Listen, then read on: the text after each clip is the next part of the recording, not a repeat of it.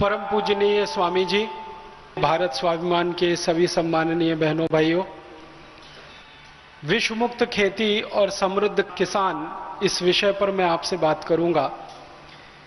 हमारे भारत देश में एक बहुत पुरानी कहावत है और उस कहावत में ऐसा कहा जाता है, उत्तम खेती मध्यम बान, करे चाकरी कुकर निदान। ये हिंदी में कहावत है। इसका अर्थ ये होता है कि खेती जीवन में सबसे उत्तम काम है, सबसे अच्छा काम है, सर्वश्रेष्ठ काम है। और व्यापार करना मध्यम दर्जे का काम है, बीच के स्तर का काम है। और नौकरी करना किसी की भी, ये सबसे निचले दर्जे का काम है। इसको कुत्ते जैसा काम माना गया है कि जो कुत्ता करता है वो काम नौकरी करने जैसा है। करे चाकरी कुकर निदान, कुकर कुत्ते को कहते हैं। तो हमारे यहां नौकरी करना सबसे खराब काम है, व्यापार करना उससे थोड़ा बेहतर काम है, और खेती करना सबसे अच्छा, सबसे उत्तम काम है। ये भारत में हजारों साल से चला आया। लेकिन पिछले 25-30 वर्षों में कुछ उल्टा हो गया हमारे देश में। पिछले 25-30 वर्षों में ऐसा हो गया है कि खेती सबसे खराब काम है, व्यापार अभी भी मध्यम दर्जे पर है, और नौकरी सबसे अच्छा काम हो गया है। इस देश में जो भी बेरोजगार किसी व्यक्ति को आप मिलेंगे और पूछेंगे भाई क्या करना चाहते हो, तो नौकरी करना चाहता है। अच्छी खासी पढ़ाई लिखाई करके भी नौकरी ही करना चाहता है। बड़े बड़े हमारे देश के विद्यार्थी, बड़े बड़े से मतलब जो इंजीनियरिंग पढ़ते हैं, मैनेजमेंट की पढ़ाई करते हैं, डॉक्टरी की पढ़ाई करते हैं, 5-7 साल लगातार मेहनत करते हैं, लाखों करोड़ों रुपए खर्च करते हैं, उनसे भी पूछो तो वो भी नौकरी करना ही चाहते हैं। किसी न किसी नौकरी में उनको जगह मिल जाए, सरकार की नौकरी हो या निजी क्षेत्र की हो, प्राइवेट सेक्टर की हो, तो नौकरी इस समय सबसे अच्छा काम हो गया भारत में। व्यापार अभी भी मध्यम दर्जे पर है और खेती सबसे खराब काम हो गया। खेती सबसे खराब काम क्यों हो गया हमारे देश में? उसका कारण यह है कि जो खेती सबसे अच्छा हुआ करता था आज से 40 साल पहले, वो अब सबसे खराब है, क्योंकि खेती में खर्चा तो बहुत बढ़ गया, आमदनी नहीं बढ़ी। जिस अनुपात में खर्चा बढ़ा उस अनुपात में आमदनी नहीं बढ़ी। हमारे किसान जो खेती करते हैं इस देश में, उनका पिछले 20-25 वर्षों में कितना खर्चा बढ़ा है, आप अंदाजा लगाना चाहें तो कुछ आंकड़े बताता हूं। हमारे किसान खेती करते हैं, सबसे ज्यादा खर्चा करते हैं वो urea, DAP, super phosphate, single super phosphate, रासायनिक खाद खरीदने में। ये जो रासायनिक खादें हैं पिछले सालों में कितनी महंगी हुई हैं। 1990-91 में यूरिया का एक पैकेट लगभग 60 से 70 रुपए के बीच में आता था और एक पैकेट 50 किलो का होता था। अब 2009 में वो यूरिया का पैकेट खरीदें तो लगभग 270 रुपए का आता है। वो सरकारी आंकड़ा है। और अगर गैर सरकारी आंकड़े की बात करूं तो यूरिया का 50 किलो का बोरा 350-400 रुपए तक भी बिकता जाता है हमारे देश में, जिसको ब्लैक में बिक्री हम कहते हैं। इसी तरह एक जमाने में 3-4 रुपए किलो तक डीएपी आता था, अब वो डीएपी 23 रुपए किलो है। एक जमाने में 2-2.5 रुपए किलो का सिंगल सुपर फॉस्फेट होता था, 40 रुपए किलो है। माने अगर आप इसको अनुपात में निकालें या गुने में निकालें तो यूरिया पिछले 10-15 वर्षों में 7 गुना महंगा हो गया, डीएपी तो लगभग 8 से 9 गुना महंगा हो गया, सिंगल सुपर फॉस्फेट 7-8 गुना महंगा हो गया। इसी तरह से किसान के काम आने वाला डीजल, जो कभी 3-3.5 रुपए लीटर बिका करता था, अब 38-40 रुपए लीटर, 10 गुना महंगा हो गया। माने किसान के खर्चे लगातार बढ़ रहे हैं, 5 गुने, 7 गुने, 8 गुने, 10 गुने। और किसान जो रासायनिक कीटनाशक और जंतुनाशक खरीदते और इस्तेमाल करते रहे हैं, जो जंतुनाशक, जो रासायनिक कीटनाशक 100 रुपए लीटर, 150-200 रुपए लीटर आते थे, आज उनकी कीमत 15,000 रुपए लीटर तक पहुंच गई। 20,000 रुपए लीटर तक हमारे यहां जंतुनाशक और कीटनाशक बिक रहे हैं। तो सैकड़ों गुना महंगा किसानों के लिए जंतुनाशक, कीटनाशक, और कई गुना महंगी खाद, रासायनिक, ये सब किसानों के खर्चे तो बहुत बढ़ गए हैं। लेकिन खेती से होने वाली आमदनी उस अनुपात में नहीं बढ़ रही है। किसान का गेहूं आज से करीब 15-16 साल पहले 7 से 8 रुपए किलो बिकता था, अब वो 10 रुपए किलो है। तो गेहूं के भाव में बढ़ोतरी मुश्किल से मुश्किल 15-20% हुई है और रासायनिक खाद के भाव में बढ़ोतरी 7 से 8 गुना ज्यादा हो गई है। अगर प्रतिशत में आप निकालेंगे तो सैकड़ों प्रतिशत में वृद्धि हुई है खाद की कीमत में, लेकिन गेहूं की कीमत जो खरीदने वाली है सरकार के द्वारा 20% की ही वृद्धि हुई है। इसी तरह धान की बात करें, आज धान खरीदा जाता है सारे भारत देश में 700 से 800 रुपए क्विंटल और आज से 12-13 साल 15 साल पहले तक खरीदा जाता था 500 रुपए क्विंटल। तो धान की कीमत में भी 20-25% की बढ़ोतरी हुई है। लेकिन धान पैदा करने के लिए जो यूरिया, डीएपी, सुपरफॉस्फेट लगता है या कीटनाशक लगते हैं, उनकी कीमतों में 700-800% की वृद्धि हो चुकी है। तो किसान जो बेचे उसकी कीमत तो ज्यादा बढ़ती नहीं है, किसान जो बाजार से खरीदे वो कई गुना ज्यादा महंगा हो गया है। तो पूरी की पूरी खेती घाटे में चली गई है। अब इस घाटे की खेती को करने में किसान की जो समस्या आ रही है वो ये कि वो जब भी खेती करता है, फसल निर्माण करता है, फसल उत्पादन होती है, बिक्री होते ही सारा पैसा किसान के हाथ से निकल जाता है। वो या तो खाद खरीदने वाली कंपनियों के जेब में, या कीटनाशक खरीदने वाली बेचने वाली कंपनियों की जेब में, या किसान के लिए बीज बेचने वाली कंपनियों की जेब में। किसान के पास कुछ नहीं बचता। तो दैनिक जीवन के काम चलाने के लिए किसान फिर कर्ज लेना शुरू करता है, फिर कर्ज का ब्याज भरना पड़ता है, फिर और कर्ज बढ़ जाता है, फिर और ब्याज देना पड़ता है। और आपको शायद जानकर ये तकलीफ होगी, दुख होगा कि भारत में किसान अकेला एक समूह है जो चक्रवर्ती ब्याज देता है कर्ज पर। हम शहरों में रहते हैं और शहरों में रहने के लिए मकान बनाना पड़ता है, बैंक से कर्ज लेते हैं, साधारण ब्याज दर पर हमें बैंक का कर्ज मिल जाता है। हम शहरों में रहते हैं, गाड़ियां चाहिए हमको, गाड़ी खरीदने के लिए साधारण ब्याज दर पे कर्ज मिल जाता है। लेकिन किसान अपने खेत में ट्रैक्टर अगर चलाने के लिए ट्रैक्टर खरीदे, बैल खरीदे, किसान जंतुनाशक खरीदे, कीटनाशक खरीदे, उसके लिए कर्ज लेना पड़े सहकारी संस्थाओं से, पत संस्थाओं से, तो चक्रवर्ती ब्याज पे कर्ज मिलता है किसानों को। और आप जानते हैं चक्रवर्ती ब्याज दुनिया में सबसे खतरनाक होती है। मैं एक दिन ऐसे ही मनोरंजन के लिए एक छोटा सा आकलन कर रहा था कि मैं अगर चक्रवर्ती ब्याज की दर पर कहीं से कर्ज ले लूं, मान लीजिए 1% की चक्रवर्ती ब्याज की दर पर 100 रुपए का कर्ज मैं ले लूं, मात्र 1% की चक्रवर्ती ब्याज की दर पर 100 रुपए का कर्ज ले लूं, तो 250 से 300 साल में वो कर्ज इतना हो जाता है कि संपूर्ण भारत देश की पृथ्वी के बराबर का सोना अगर मैं वापस कर दूं तो कर्ज मुक्त नहीं हो सकता। इतना खतरनाक होता है चक्रवर्ती ब्याज का चक्कर। आप में से गणित के कोई विद्यार्थी रहे हो तो आप इसका अंदाजा लगा सकते हैं। हमारा किसान इसी चक्रवर्ती ब्याज के चक्कर में फंसा हुआ है। इस देश का एक भी किसान भाई बहन ऐसा नहीं है जो कर्जदार न हो, क्योंकि खेती में उत्पादन के लिए जो खर्च है वो बहुत ज्यादा और बिक्री के लिए जो लाभ है वो बहुत कम। तो हर एक किसान कर्जे में फंसा है।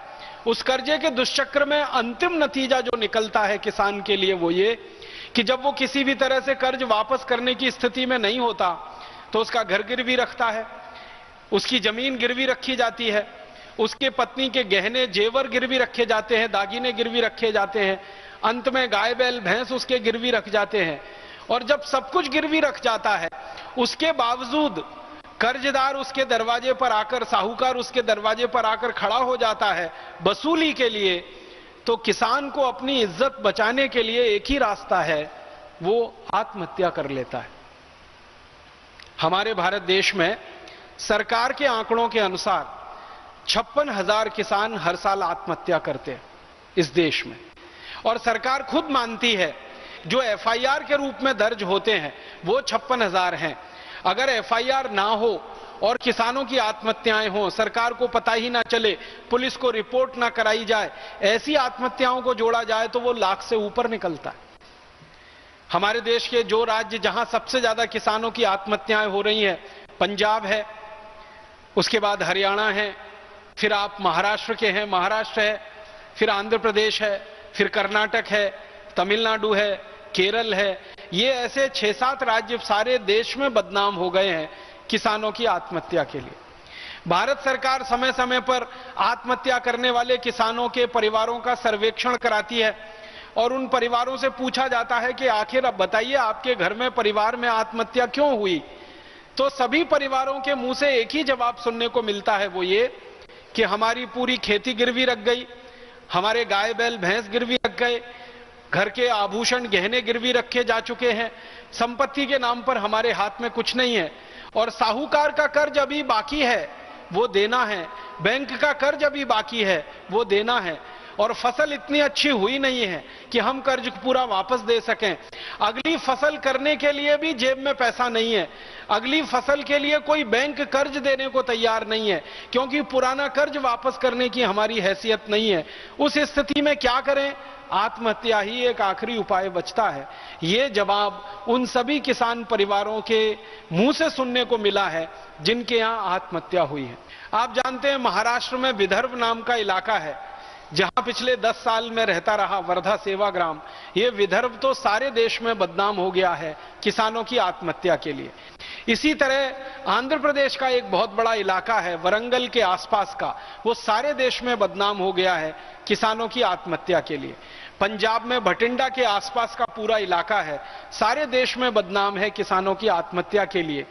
केरल में कासरगोड का इलाका है, पूरे देश में बदनाम है किसानों की आत्महत्या के लिए।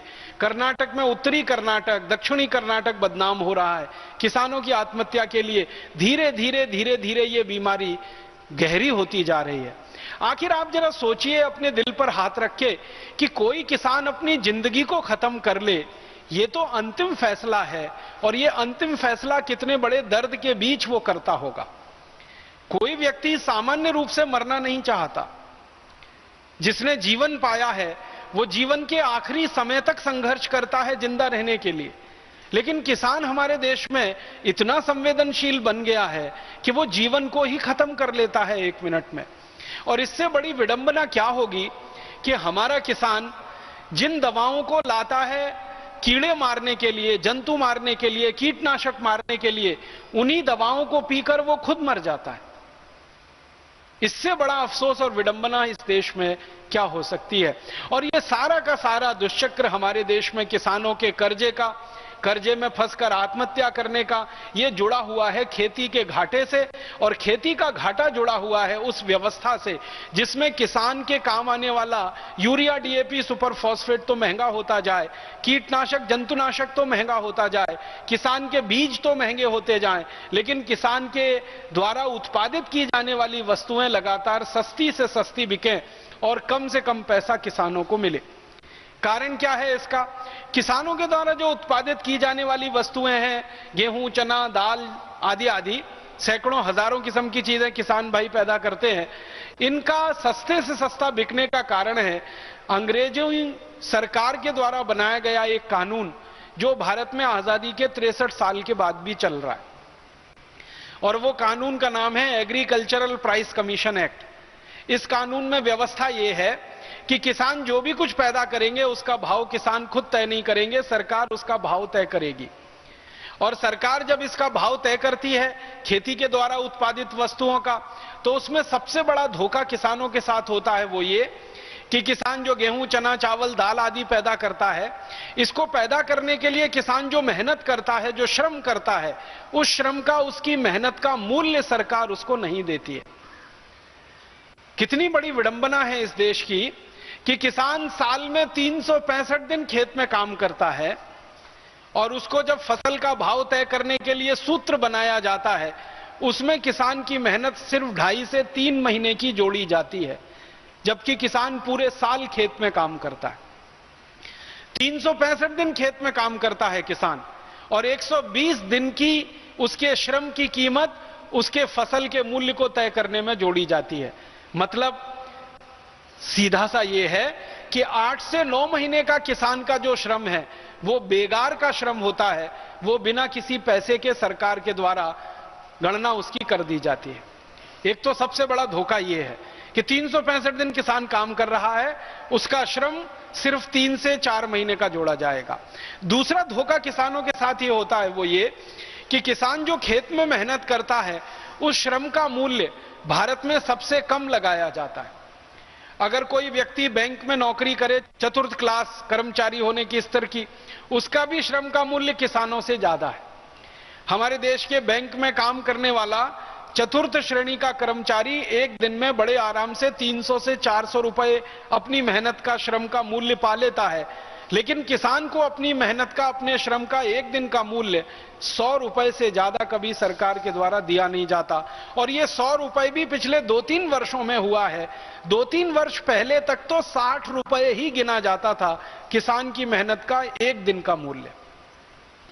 और इससे भी बड़ा दुख है, अफसोस है वो ये कि किसान काम करता है खेत में अकेले नहीं, पूरे परिवार के साथ, लेकिन जब उसके श्रम का मूल्य जोड़ा जाता है तो सिर्फ अकेला। उसका पूरा परिवार काम करता, उसकी पत्नी काम करती है, बच्चे काम करते हैं, उनका श्रम का मूल्य सरकार जोड़ती ही नहीं है उसमें। और इस कारण से खेती के द्वारा पैदा होने वाली हर चीज इस देश में बहुत सस्ती है। गेहूं 10-11 रुपए किलो, चावल 6-7 रुपए किलो में सरकार खरीद लेती है, कपास वगैरह 12 से 15 रुपए किलो में खरीद लिया जाता है, बहुत आंदोलन हो तो 20 रुपए किलो का भाव मिल जाता है। शुगर केन, गन्ना, वो सबसे सस्ता खरीदा जाता है इस देश में किसानों के खेतों में से। और सबसे एक और मुश्किल की बात है कि किसानों से ये सब सरकार खरीद लेती है और उसका भुगतान 1-1 साल तक किसानों को नहीं होता। आप सब महाराष्ट्र के रहने वाले हैं, गन्ना बेचने के लिए किसान जो जो मिलों में जाता है, शुगर मिल में जाता है, वहां के रिकॉर्ड्स आप चेक कर लीजिए, किसी भी किसान को कोई भी शुगर मिल तुरंत भुगतान नहीं करती। 6 महीने के बाद, 8 महीने के बाद, साल भर के बाद, कहीं कहीं तो 2-2 साल के बाद। और ये जो महाराष्ट्र की कहानी है वो पूरे देश की कहानी है। कपास बेच देते हैं किसान, 6-6 महीने, साल भर उनका भुगतान नहीं होता है। सरकार उसको बेचकर मुनाफा कमाती रहती है, धंधा करती रहती है, किसान की जेब में पैसा नहीं आ पाता। तो इन सब कारणों से किसान की आमदनी हमेशा कम रहती है और खर्चे उसके हमेशा से ज्यादा रहते हैं। कितनी बड़ी विडंबना है। आप इसको दूसरे तरीके से सोचने की कोशिश करिए कि अगर मैं किसान हूं, आप किसान हैं, बाजार में जाकर एक साबुन खरीदें 15 रुपए का, तो 15 रुपए का 100 ग्राम साबुन खरीदने के लिए 1.5 किलो गेहूं बेचना पड़ जाएगा। 15 रुपए का 100 ग्राम साबुन खरीदने के लिए कम से कम 2 किलो धान बेचना पड़ जाएगा। अगर 1.5 किलो गेहूं का मूल्य हम जांचने की कोशिश करें तो 1.5 किलो गेहूं से अगर आटा बना दिया जाए, आटे की रोटी बना दी जाए तो 2 परिवार के लिए पर्याप्त होगी। तो जितने में 2 परिवार का पेट भर जाएगा, उतने रुपए का गेहूं बेचकर एक 100 ग्राम साबुन हम बाजार से खरीद पाएंगे। मतलब सीधा सा ये है कि साबुन का मूल्य और उसकी कीमत बहुत ज्यादा है, गेहूं का मूल्य और उसकी कीमत बहुत कम है।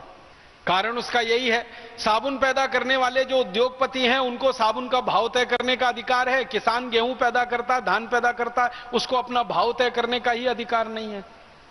और तय भी करे तो सरकार इस फॉर्मूले से तय करती है कि उद्योगों में पैदा होने वाली वस्तुओं की कीमतें अलग तरीके से तय की जाती हैं, खेती में पैदा होने वाली चीजों की कीमतें बिल्कुल अलग तरीके से तय की जाती हैं। उद्योगों में जो श्रमिक काम करते हैं उनका श्रम मूल्य बाजार के हिसाब से होता है और किसान जो खेतों में काम करता है उनका श्रम मूल्य सबसे कम होता है। इसलिए किसान के ऊपर यह अत्याचार है और इसलिए खेती अभी घाटे का सौदा होती चली जा रही है।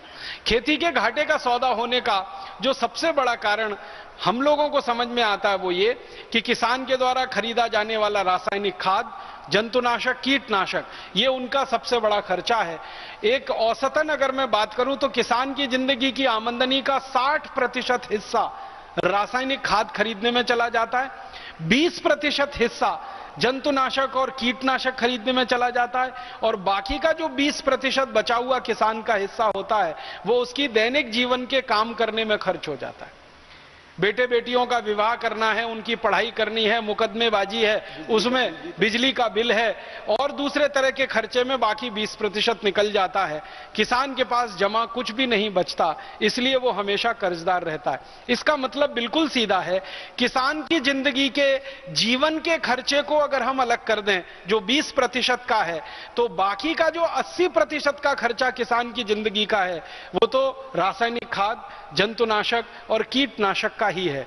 और पिछले आजादी के 40-45 वर्षों में खासकर किसानों के बीच में सरकार के द्वारा एक बहुत बड़ा दुष्प्रचार किया गया है, वो ये कि किसान अगर रासायनिक खाद नहीं डालेंगे तो उत्पादन नहीं होगा, कीटनाशक नहीं डालेंगे तो फसल खत्म हो जाएगी, जंतुनाशक नहीं डालेंगे तो फसल चौपट हो जाएगी। तो पिछले 40 साल से भारत के बहुत सारे कृषि वैज्ञानिक और कृषि विश्वविद्यालय हमारे किसानों को यह समझाते चले आ रहे हैं कि आपको तो रासायनिक खाद डालना ही पड़ेगा, आपको तो जंतुनाशक डालना ही पड़ेगा, कीटनाशक डालना ही पड़ेगा, बिना उसके खेत में उत्पादन नहीं होगा।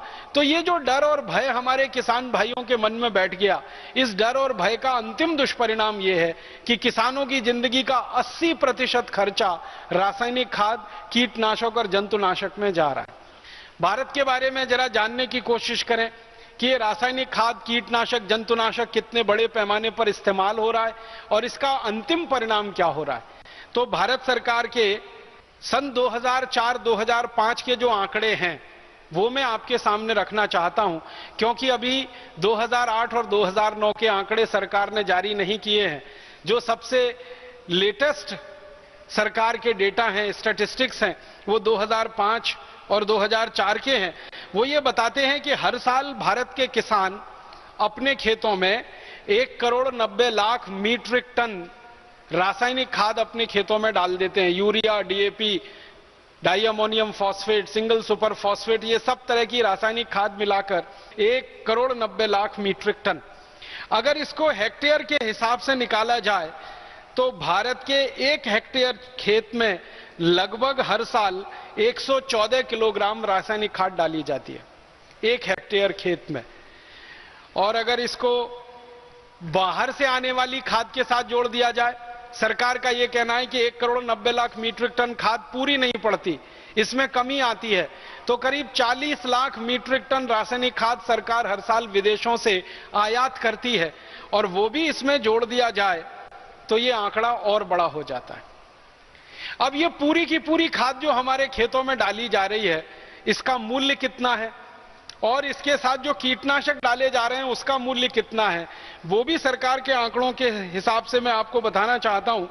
ये जो खाद डालते हैं रासायनिक, यूरिया, डीएपी, सुपर फॉस्फेट आदि आदि, इसके बारे में सभी वैज्ञानिकों का जो शोध है वो ये कहता है कि जितनी ज्यादा रासायनिक खाद आप डालेंगे उतने ही ज्यादा जीव जंतु आपके खेत के फसल को बर्बाद करेंगे।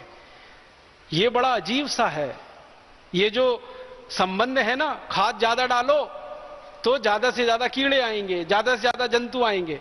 अब ज्यादा से ज्यादा जंतु आएंगे तो उनको मारने के लिए फिर जंतुनाशक और डालो, फिर कीटनाशक और डालो। माने खाद ज्यादा डालने का दुष्परिणाम ज्यादा जहर डालना अपने खेत में जंतुनाशक और कीटनाशक के रूप में। हमारे देश के सरकारी आंकड़े बताते हैं, Indian council of agricultural research के 1950-52 में हमारे देश के 1 हेक्टेयर खेत में मुश्किल से 3 किलो रासायनिक खाद पड़ती थी। तब हमारे देश में जंतुनाशक और कीटनाशक सबसे कम बिकते थे। अब हमारे देश के 1 हेक्टेयर खेत में 114 किलोग्राम खाद पड़ जाती है, तो जंतुनाशक और कीटनाशक सबसे ज्यादा बिकते हैं। मतलब सीधा सा ये है कि पिछले 1952 से 2009 के बीच में जितना ज्यादा से ज्यादा यूरिया, डीएपी हमने खेत में डाला है, उतना ही ज्यादा कीटनाशक और जंतुनाशक डालने की जरूरत पड़ी है, क्योंकि उतने ही ज्यादा कीड़े हमारी फसल पर लगना शुरू हुए हैं। ये चक्कर क्या है, ये जरा समझना चाहिए। सरल शब्दों में मैं समझाना चाहता हूं। होता क्या है कि जब हम यूरिया, डीएपी, सुपरफॉस्फेट खेत में डालते हैं तो खेत की मिट्टी में किसान की मदद करने वाले, फसल की मदद करने वाले करोड़ों करोड़ों जीव होते हैं। आपने बचपन में थोड़ा भी विज्ञान पढ़ा होगा, कृषि विज्ञान, तो आपने 2 शब्द पढ़े होंगे, एक मित्र जीव और एक शत्रु जीव। एक मित्र कीट और एक शत्रु कीट। हमारे खेत की मिट्टी में किसानों की मदद करने वाले भी जीव हैं और किसानों को नुकसान पहुंचाने वाले भी हैं। जब हम यूरिया, डीएपी ज्यादा डालते हैं तो किसानों की मदद करने वाले जो मित्र कीट होते हैं वो सब मर जाते हैं, मित्र जीव सब मर जाते हैं। और उनके मर जाने के कारण जो शत्रु कीट और शत्रु जीव हैं वो फसल पर हावी हो जाते हैं और फसल को बर्बाद करने में कोई कसर नहीं छोड़ते। और किसानों को वो नुकसान से बचने के लिए फिर बहुत ज्यादा कीटनाशक और जंतुनाशक डालना पड़ता है और उससे खेती का खर्च बहुत बढ़ता चला जाता है। हमारे देश के खेतों में 1,90,00,000 मीट्रिक टन जो रासायनिक खाद डाला जा रहा है, उसके कारण हर साल 90,000 मीट्रिक टन कीटनाशक और जंतुनाशक डालना पड़ता है। अब 90,000 मीट्रिक टन जंतुनाशक और कीटनाशक हम खेत में डाल देते हैं और 1,90,00,000 मीट्रिक टन रासायनिक खाद डाल देते हैं। दोनों जहर अगर मिला लिया जाए तो ये कहां पहुंचेगा और किस स्तर पर हमको प्रभावित कर रहा है, इसको जरा समझें। हमारे भारत में 115 करोड़ लोग रहते हैं जो भोजन करते हैं। आपको मालूम है जितना रासायनिक खाद, जंतुनाशक, कीटनाशक हम खेत में डालेंगे वो सब मिट्टी में जाएगा, मिट्टी से पौधों की जड़ों में आएगा, पौधों की जड़ों से तने में आएगा, पत्ते में आएगा, फल में आएगा और अंतिम रूप से वो आपके पेट में आएगा। अगर खेत में गेहूं पैदा किया गया यूरिया डीएपी से और उसमें कीटनाशक जंतुनाशक डाला गया तो उस गेहूं को जो भी खाएगा उसके पेट में वो कीटनाशक जहर जाएगा ही, उसके पेट में वो रासायनिक खाद का जहर जाने ही वाला है। इसी तरह से धान के खेत में, इसी तरह से दालों के, सब्जियों के खेत में, जो भी खेत में आप डालेंगे अंतिम रूप से वो आपके पेट में आने वाला है। तो उस हिसाब से कुछ मैंने निकालने की, जानने की कोशिश की तो पता ये चला कि एक साल में जितना कीटनाशक हमारे खेतों में डाला जाता है और एक साल में जितना यूरिया डीएपी रासायनिक खाद खेतों में डाला जाता है अंत में वो हमारे पेट में आता है। तो भारत देश के हर व्यक्ति के पेट में साल में 1 किलो 700 ग्राम तो रासायनिक खाद चला जाता है, 1 किलो 700 ग्राम। और कीटनाशकों का जो जहर है, इंसेक्टिसाइड, पेस्टिसाइड्स का, वो करीब करीब 200 ग्राम हमारे हर व्यक्ति के पेट में चला जाता है। माने हर साल भारत का व्यक्ति 1 किलो 700 ग्राम तो यूरिया डीएपी सुपरफॉस्फेट खा रहा है और करीब 200 ग्राम भारत का हर व्यक्ति कीटनाशक, जंतुनाशक, जिनको अंग्रेजी भाषा में कहते हैं chlorpyrifos, dichromate, monocrotophos, DDT, endosulfan, malathion, parathion, benzene hexachloride आदि आदि नामों से जिन कीटनाशक और जंतुनाशकों को हम जानते हैं, ये हर साल हर व्यक्ति के पेट में 200 ग्राम जा रहे हैं और रासायनिक खाद के रूप में 1 किलो 700 ग्राम जा रहे हैं। अब यह अलग बात है कि भगवान ने आपको 2 अच्छे से किडनी दे रखी है जो इस जहर की सफाई करती रहती है। और अगर जहरीले कीटनाशक और जंतुनाशक की बात करें तो किलो किलो, क्विंटल के क्विंटल 100 साल की उम्र तक आदमी खाता ही है। और इसका अंतिम दुष्परिणाम क्या है कि आप जब ये यूरिया खा रहे हैं, डीएपी खा रहे हैं, सुपरफॉस्फेट खा रहे हैं और जहरीले कीटनाशक, जंतुनाशक खा रहे हैं तो अंत में आपके शरीर को जो बीमारियां हो रही हैं और उससे जो मौतें पूरे देश में हो रही हैं वो हमारे लिए बहुत ही दर्दनाक है।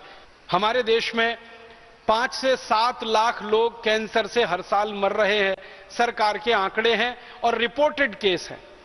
हमारे देश के आईसीएमआर के डॉक्टर कहते हैं कि अनरिपोर्टेड केस को जोड़ लें तो ये 10 लाख से भी ऊपर निकल सकते हैं। हमारे देश में करोड़ों लोग डायबिटीज के शिकार हैं, करोड़ों लोगों को हाइपरटेंशन है, ब्लड प्रेशर की बीमारी है, करोड़ों लोगों को अस्थमा है, दमा है, ब्रोंकियल अस्थमा है, घुटनों का दर्द है, कमर का दर्द है, कंधों का दर्द है, जोड़ों का दर्द है। आपको मालूम है किडनी फेलियर के लाखों लाखों जो केस हमारे यहां आ रहे हैं, ये सारी की सारी बीमारियों के जड़ में अगर कोई है तो रासायनिक खाद, कीटनाशक और जंतुनाशक का भोजन जो रोज आप खा रहे हैं। हर आदमी हिंदुस्तान में आधा मिलीग्राम जंतुनाशक रोज खा जाता है, चाहे सब्जी को कितना भी धोकर आप पकाएं। आप सभी माताएं बहनें ये कहेंगी हम तो सब्जी को बहुत अच्छे से धो लेते हैं और बहुत अच्छे से गर्म पानी में धो लेते हैं। कई कई बहनें तो उनको कुछ घोल डालकर, पोटेशियम परमैंगनेट के घोल में डालकर धो लेती हैं। आप कितना भी धो लीजिए, आधा मिलीग्राम जहर तो रोज जाना ही है आपके शरीर में सब्जियों के माध्यम से। और यही जहर इकट्ठा होते होते आपको भयंकर बीमारियों का कारण। हमारे देश में कई विशेषज्ञों ने कुछ गंभीर शोध किए हैं।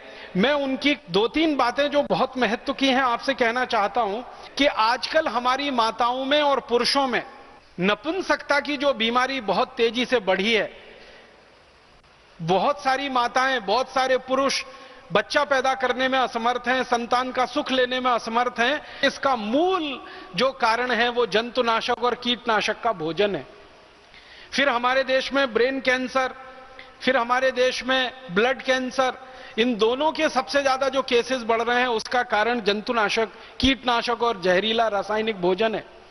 फिर हमारे यहां डायबिटीज के बारे में सबसे ज्यादा शोध की है जिन वैज्ञानिकों ने, उनका कहना है कि डायबिटीज 200% ज्यादा खतरा पैदा कर देती है उन लोगों को जो जहरीले जंतुनाशक और कीटनाशक का खाना खाते हैं। माने एक व्यक्ति अगर सामान्य खाना खाता है जिसमें जहर नहीं है और दूसरा व्यक्ति जो जहर वाला खाना खाता है, कीटनाशक और जंतुनाशक और रासायनिक खाद का, तो जो जहर वाला खाना खा रहा है उसको 200% ज्यादा संभावना है डायबिटीज होने की बनिस्बत की उसके के जो शुद्ध खाना खा रहा है। इसी तरह कैंसर के बारे में कहते हैं 300% ज्यादा संभावनाएं हैं कैंसर होने की जो जहरीला भोजन खा रहे हैं अपने जीवन में। न्यूरोलॉजिकल डिसऑर्डर आपको बहुत ज्यादा होने की संभावना है, तो ये जहरीले कीटनाशक जंतुनाशक। वैज्ञानिकों ने अब तक जो शोध की है वो बताते हैं 48 किस्म की ऐसी बीमारियां जिनका इलाज नहीं है दुनिया में किसी पैथी के पास, एलोपैथी के पास आदि आदि जो प्रचलित चिकित्सा पद्धति है सारी दुनिया में। 48 ऐसी बीमारियां जो सबसे गंभीर मानी जाती हैं जिसमें cancer, diabetes, hypertension, asthma, bronchial asthma, tuberculosis और आपका न्यूरोलॉजिकल डिसऑर्डर्स और ब्रेन के बहुत सारे प्रॉब्लम्स, ये सब जहरीले कीटनाशक जंतुनाशक का दुष्परिणाम है। तो खेतों में डाला जाता है यूरिया, डीएपी, अंत में आता है हमारे शरीर में दुष्परिणाम हमको होता है। खेतों में डाला जाता है जहर, एंडोसल्फान, मेलाथियान, पैराथियान, अंत में हमारे शरीर में आता है जहर बन के और हमको दुष्परिणाम करता है। तो भारत के 115 करोड़ लोगों का भोजन तो जहरीला हो ही गया है और उस जहर के कारण हमें जो बीमारियों के ठीक होने पर खर्चा करना पड़ता है, बार बार स्वामी जी के मुंह से आप सुनते हैं 7 लाख करोड़ रुपए का दवाओं का खर्चा हमारा बढ़ गया है। ये 7 लाख करोड़ का सारा खर्चा एक ही दुष्परिणाम में से निकल रहा है और वो है जहरीली खेती, विषयुक्त खेती, खेतों में डाले जाने वाला रासायनिक खाद और कीटनाशक और जंतुनाशक। ये तो एक दुष्परिणाम है। दूसरा दुष्परिणाम है वो किसानों को प्रत्यक्ष है। किसानों को दुष्परिणाम क्या है? किसानों की जिंदगी के खून पसीने की कमाई का लगभग लाखों करोड़ों रुपया, अगर ठीक ठीक से मैं कहूं तो 4,80,000 करोड़ रुपया किसानों की जिंदगी के खून पसीने की कमाई का ये रासायनिक खाद और जहरीले कीटनाशक खरीदने में बर्बाद हो जाता है। किसानों का खर्चा हो रहा है 4,80,000 करोड़ यूरिया, डीएपी और जंतुनाशक कीटनाशक खरीदने में, और वो सारा का सारा हमारे शरीर में आता है। फिर हमें बीमारियों का इलाज कराने में खर्च करना पड़ रहा है करीब 7 लाख करोड़। अगर दोनों खर्चे को मिला दिया जाए तो लगभग 12 लाख करोड़ रुपए हमारे देश का सीधे बर्बाद हो रहा है खेतों में जो यूरिया, डीएपी और कीटनाशक का जहर डाला जा रहा है उसके कारण। और आप जानते हैं ये 12 लाख करोड़ रुपए की रकम कितनी बड़ी रकम है। ये भारत सरकार के एक साल के बजट से 2 लाख करोड़ रुपए ज्यादा है। भारत का एक साल का बजट 10 लाख करोड़ का है, उससे भी 2 लाख करोड़ रुपए ज्यादा की रकम हमारी खर्च हो रही है ये यूरिया, डीएपी, सुपर फॉस्फेट आदि आदि का खेतों में इस्तेमाल करने से। तो एक तो प्रत्यक्ष नुकसान है वो किसानों को, और दूसरा परोक्ष नुकसान है वो भारत के 115 करोड़ नागरिकों को। और एक तीसरा नुकसान है वो ये कि ये 4,80,000 करोड़ रुपए जो किसानों के द्वारा खर्च किया जाता है, इस खर्चे में भारत सरकार लगभग 1,20,000 करोड़ की सब्सिडी देती है यूरिया, डीएपी और कीटनाशकों पर, और वो सब्सिडी का सारा खर्चा सरकार आपकी जेब में से निकालती है टैक्स के रूप में। तो तीसरा खर्चा आपकी जेब पर डाका सरकार के द्वारा। आप सरकार को टैक्स देते हैं विकास का काम करने के लिए, उस टैक्स के पैसे में से 1,20,000 करोड़ रुपए सरकार खर्च कर देती है यूरिया, डीएपी और कीटनाशक कंपनियों को दे देते हैं वो, ताकि किसानों को ये आसानी से और सस्ता उपलब्ध हो जाए। तो आपकी जेब से भी पैसा जा रहा है, किसान की जेब से भी पैसा जा रहा है, अंत में आप बीमार पड़ रहे हैं, वो पैसा भी आपको लाखों करोड़ों में खर्च करना पड़ रहा है। तो आप बोलिए कि ये जहरीली खेती और ये विषयुक्त खेती जो हमारे देश में चल रही है, इससे लाभ किसको हो रहा है? लाभ सिर्फ एक जगह हो रहा है, और वो बड़ी बड़ी विदेशी कंपनियों को जो ये जहरीले रासायनिक कीटनाशक बेच रही हैं और हमारे देश में जहरीले रासायनिक खाद बेच रही हैं। अमेरिका की सैकड़ों कंपनियां हैं जो भारत में ये व्यापार पिछले 40 साल से कर रही हैं। अमेरिका के अलावा यूरोप के देशों की सैकड़ों कंपनियां हैं जो ये व्यापार भारत में पिछले 40 साल से कर रही हैं। आपको एक अमेरिकन कंपनी का नाम जरूर मैं लेना चाहूंगा कि अमेरिका की ऐसी ही एक कंपनी भारत में व्यापार करने आई थी, उसका नाम था यूनियन कार्बाइड। उसने भोपाल में एक कारखाना लगाया था और वो कारखाना जहरीला कीटनाशक बनाने के लिए ही था। उस कारखाने में से 40 मीट्रिक टन जहरीली गैस निकली थी, मिथाइल आइसोसाइनेट, और उस गैस के निकलने के कारण 3 दिसंबर 1984 की रात को 1 घंटे के अंदर 3000 लोग तड़प तड़प के मौत की नींद में सो गए थे। और सरकारी आंकड़ों के अनुसार कुल मिलाकर 17,000 लोग उसमें मरे थे और 1 लाख से ज्यादा लोग हमेशा के लिए विकलांग हो गए थे। वो एक अमेरिकन कंपनी की कहानी, यूनियन कार्बाइड। इसी तरह से अमेरिका की एक कंपनी बायर, इसी तरह से अमेरिका की एक कंपनी पार्क डेविस, सैकड़ों सैकड़ों अमेरिका की कंपनियां इस देश में जहरीले कीटनाशक का व्यापार कर रही हैं और उन कंपनियों को सबसे ज्यादा मुनाफा हो रहा है। जो पैसा किसान खर्च कर रहे हैं कीटनाशक जंतुनाशक खरीदने में, वो सारा इन कंपनियों की जेब में जा रहा है। और रासायनिक खाद जो हमारे देश के किसान खरीद रहे हैं, उसका पैसा भी भारत देश से बाहर जा रहा है, क्योंकि रासायनिक खाद बनाने के लिए केमिकल की जरूरत पड़ती है। उस केमिकल का नाम है नेफ्था, और यह केमिकल भारत में ज्यादा पैदा नहीं होता, यह विदेशों से आयात करना पड़ता है, क्योंकि यह केमिकल पेट्रोलियम बाई प्रोडक्ट है और भारत में पेट्रोल ज्यादा पैदा होता नहीं, कच्चा तेल ज्यादा पैदा होता नहीं। तो जिन देशों में कच्चा तेल ज्यादा पैदा होता है वहां से नेफ्था खरीदना पड़ता है, फिर उससे हम ये रासायनिक खाद बनाते हैं। तो अंत में सारा का सारा पैसा किसानों की जेब से निकलकर विदेशों में या किसानों की जेब से निकलकर विदेशी कंपनियों के खातों में जमा हो रहा है। माने हर साल का जो हम 12 लाख करोड़ रुपया फालतू में बर्बाद कर रहे हैं इस देश का, वो या तो अमेरिका को समृद्ध बना रहा है, अमेरिकन कंपनियों को समृद्ध बना रहा है, यूरोप की कंपनियों को समृद्ध बना रहा है, किसानों को गरीब और कंपनियों को अमीर, ऐसा बनाने की व्यवस्था हमारे देश में चल रही है। और मुझे बहुत अफसोस है ये कहते हुए कि जिन बड़ी बड़ी विदेशी अमेरिकन यूरोपियन कंपनियों का ये कीटनाशक जंतुनाशक हमारे देश में बिकता है, आप ये बोलेंगे आखिर ये किसान उसको खरीदते क्यों हैं, जरूरत क्या है? तो मैं आपको बताऊं कि इन कंपनियों के बड़े बड़े एजेंट गांव-गांव में घूमते रहते हैं और किसानों को ये समझाते रहते हैं, देखो ये बहुत अच्छा कीटनाशक आया, ये बहुत अच्छा जंतुनाशक आया, एक स्प्रे करो तो सब कीड़े मर जाते हैं, एक स्प्रे करो तो सब जंतु मर जाते हैं, और धीमे से कहते हैं बस कीमत इसकी 15,000 रुपए लीटर है। फिर किसान को समझाया जाता है कि 15,000 रुपए लीटर भी तुमको महंगा नहीं पड़ेगा, क्योंकि एक कीटनाशक है जो 1500 रुपए लीटर है, वो तुम 35-40 बार स्प्रे करोगे, उससे अच्छा यह है कि ये 15,000 रुपए लीटर का 1-2 बार ही स्प्रे कर लो। तो इस तरह के कैलकुलेशन में किसानों को फंसाकर वो कंपनियां अपना खूब माल बेच लेती हैं और किसान भोले वाले सीधे साधे उसको खरीद लेते हैं।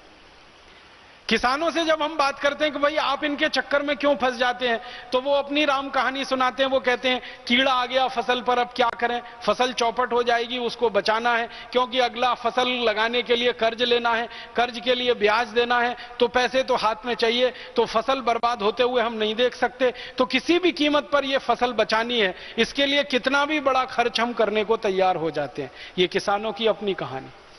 तो ये दोनों तरह से दुष्चक्र चलता है और अंत में किसान पिसता है और आप सब इस जहरीले आक्रमण के शिकार होकर बीमारियों में फंसते चले जाते हैं। मैं आपको एक छोटी सी जानकारी और देना चाहता हूं कि हमारे देश में ये जो कंपनियां जहर बेच रही हैं, ये जहर किस किस राज्य में कितना कितना बिक रहा है और कैसे उनका इस्तेमाल किसानों के बीच में करवाया जा रहा है, कुछ राज्यवार आंकड़े हैं। सबसे ज्यादा ये जहर जो डाला जा रहा है वो उत्तर प्रदेश में है। उत्तर प्रदेश में एक साल में 6,855 मीट्रिक टन जहर डाल दिया जाता है खेत में, पेस्टिसाइड और इंसेक्टिसाइड के रूप में। फिर उत्तर प्रदेश के बाद दूसरा नंबर है पंजाब का। पंजाब में हर साल 6,900 मीट्रिक टन जहर डाल दिया जाता है कीटनाशक और जंतुनाशक का। फिर तीसरे नंबर पे है हरियाणा, जहां 4,520 मीट्रिक टन जहर डाल दिया जाता है हर साल। फिर उसके बाद गुजरात है, फिर आंध्र प्रदेश है, फिर उसके बाद मध्य प्रदेश है, फिर महाराष्ट्र है, फिर ऐसे हिंदुस्तान के 33 राज्य हैं। कुल मिलाकर मैंने आपको बताया 90,000 मीट्रिक टन है। जो जो कीटनाशक जंतुनाशक डाले जाते हैं उनमें जो सबसे ज्यादा डाला जा रहा है डीडीटी। डीडीटी के बारे में मैं आपको एक जानकारी बता दूं, वो ये कि दुनिया के 56 देशों में डीडीटी बनाना, डीडीटी बेचना दोनों कानूनन जुर्म है। और कई देशों में तो इतना सख्त कानून है कि डीडीटी बेचते हुए कोई पकड़ा जाए तो 20 साल की सजा हो जाती है, 20 साल की कैद हो जाती है। ऐसे 56 देशों में डीडीटी बंद है और ये बंद हुए भी कम से कम 20-25 साल हो गए। तो दुनिया के 56 देशों में जो डीडीटी बंद है बनाना बेचना, वो डीडीटी भारत में धड़ल्ले से बन रहा है और धड़ल्ले से बिक रहा है और धड़ल्ले से इस्तेमाल किया जा रहा है और अंत में आपके शरीर में आ रहा है। सबसे ज्यादा इस्तेमाल हो रहा है डीडीटी का। फिर दूसरे नंबर पर सबसे ज्यादा इस्तेमाल हो रहा है एंडोसल्फान का। फिर तीसरे नंबर पर सबसे ज्यादा इस्तेमाल हो रहा है मेलाथियान का। फिर बेंजीन हेक्साक्लोराइड, क्लोरोपाइरीफॉस, फिर लिंडेन, फिर मोनोक्रोटोफॉस। ऐसे ऐसे करीब करीब 786 किस्म के तो पेस्टिसाइड इस्तेमाल हो रहे हैं और 212 किस्म के इंसेक्टिसाइड इस्तेमाल हो रहे हैं। अगर कुल मिलाकर देखेंगे तो 1000 से ऊपर जहर अलग अलग नामों से हमारे देश में बेचे जा रहे हैं और किसानों के द्वारा खेत में डाले जा रहे हैं। एक और जो गंभीर बात है जो मैं आपसे कहना चाहता हूं कि ये जहर में जो करीब 1100 किस्म के कीटनाशक और जंतुनाशक भारत में डाले जा रहे हैं, इनमें से 50% जंतुनाशक और कीटनाशक उन देशों में पूरी तरह से बंद हैं जिन देशों की कंपनियों के द्वारा भारत में बेचे जा रहे हैं। जैसे अमेरिका की बहुत सारी कंपनियां भारत में वो जहरीले कीटनाशक बेच रही हैं जो अमेरिका में बनाना और बेचना जुर्म है। जर्मनी की बहुत सारी कंपनियां हमारे यहां ऐसे कीटनाशक बेच रही हैं जो जर्मनी में बनाना और बेचना बंद है। हमारे देश में ब्रिटेन की बहुत सारी कंपनियां, हॉलैंड की बहुत सारी कंपनियां, डेनमार्क की बहुत सारी कंपनियां ऐसे जहरीले कीटनाशक भारत में बेच रही हैं जो उनके देशों में 20 साल से बंद हैं। माने जिन चीजों को वो अपने यहां पैदा नहीं करते, बिकवाते नहीं, उनको भारत में ला लाकर उनकी कंपनियां डंप कर रही हैं, बेच रही हैं और भारत को पूरा विष का भंडार धीरे धीरे उन्होंने बना दिया है। मैं आपको एक बहुत गहरी बात कहना चाहता हूं, वो ये कि दुनिया भर के वैज्ञानिक जो पिछले 40 साल से कीटनाशक और जंतुनाशकों पर शोध कर रहे हैं, पेस्टिसाइड, इंसेक्टिसाइड पे काम कर रहे हैं, सभी वैज्ञानिकों का एक ही निष्कर्ष है, वो ये कि जो भी जहर हम खेत में डालते हैं कीड़े मारने के लिए या जंतु मारने के लिए, वो मात्र अपने लक्ष्य में 2% ही काम में लगता है। 98% जहर तो प्रदूषण बढ़ाने में खर्च हो जाता है। इसको और समझाऊं सरल भाषा में, मान लीजिए खेत में कोई कीड़ा आके बैठ गया, कोई फसल है उस पर कोई कीड़ा आ गया, मान लीजिए नाम लेके कहता हूं अमेरिकन बोलवॉर्म आ गया। कपास के पौधे पर सबसे ज्यादा लगने वाला हमारे यहां कीड़ा है, उसको अमेरिकन बोलवॉर्म कहते हैं। ये आ गया, लग गया। अब इसको मारने के लिए जो जहर छिड़का जाएगा, वो पूरा जहर अगर 10 लीटर है, कल्पना करिए, या 100 लीटर है, तो 100 लीटर में 2 लीटर ही जहर काम में आएगा कीड़े को मारने के लिए। 98 लीटर जहर चला जाएगा मिट्टी में, पानी में और हवा में, जो प्रदूषण करेगा मिट्टी, पानी और हवा को। माने मात्र 2% ही काम में आता है कीटनाशक और जंतुनाशक। 98% तो मिट्टी को खराब करता है, पानी को खराब करता है, हवा को खराब करता है। आप पूछेंगे जी मिट्टी को कैसे खराब करता है? वो तो सीधे सीधे है कि सारा जहर मिट्टी में जाकर मिलेगा और मिट्टी में यह जहर सैकड़ों सैकड़ों साल तक स्थापित रहता है, वो खत्म नहीं होता। और जानते हैं ये चक्र कैसे चलता है? मिट्टी में चला गया सारा जहर, कीड़े को मारने में काम आया 2%, 98% चला गया मिट्टी में। फिर बारिश हुई, बारिश का पानी मिट्टी पर गिरा, पानी के साथ वो बहता हुआ कीटनाशक आ गया नदियों में, और नदियों से बह बहकर वो कीटनाशक चला गया आपके जमीन के नीचे पानी के रिसाव के साथ, और जमीन के नीचे के पानी में जाकर वो जहर अगर मिल गया तो वो भूमिगत पानी में जहर मिल गया। अब वो भूमिगत पानी को आप निकालेंगे पंप के द्वारा, और पंप के द्वारा वो निकालेंगे और वो पानी फिर आप पिएंगे तो वो जहर अंत में आपके पेट में आ गया। क्योंकि आप जानते हैं नदियों का पानी सीपेज के माध्यम से जमीन के नीचे रिसता रहता है और उसके साथ कीटनाशक चले जाते हैं। और दूसरी एक कल्पना करिए कि खेतों में बहुत ज्यादा कीटनाशक का और जंतुनाशक का जहर डल गया, यूरिया डीएपी का जहर डल गया, बारिश का पानी गिरा, पानी के साथ ये जहर मिलते हुए गांव के तालाब में इकट्ठा हो गया। और गांव के तालाब में पशु पानी पीने जाते हैं, फिर पशुओं ने वो पानी पिया तो पशुओं के शरीर में चला गया, और पशुओं के शरीर में चला गया तो उनके खून में आ गया, और उनके खून में आ गया तो उनके दूध में आ गया, फिर वही पशु का दूध आप पी रहे हैं तो और ज्यादा जहर आपके पेट में आ गया। आप खेत में से पैदा हुआ गेहूं चावल चना दाल खा रहे हैं, सब्जियां खा रहे हैं, उसके द्वारा पेट में आपके जहर आ रहा है, वो तो एक बात है। जमीन के पानी के माध्यम से आ रहा है वो दूसरा है, और तीसरा पशुओं का दूध आप पी रहे हैं, दूध के माध्यम से वो जहर आपके पेट में आ रहा है, वो तीसरा तरीका है। और फिर उसके बाद क्या होता है, आप में से बहुत सारे किसान भाई बहन इस बात को जानते हैं। नासिक जिले से यहां अगर कोई आए हुए कार्यकर्ता हैं तो नासिक में अंगूर की द्राक्ष की बहुत जबरदस्त खेती होती है, और आप जाकर देखिए कि किस तरह से उस पर फव्वारा फेंका जाता है, ऑक्सैलिक एसिड का किस तरह से स्प्रे किया जाता है।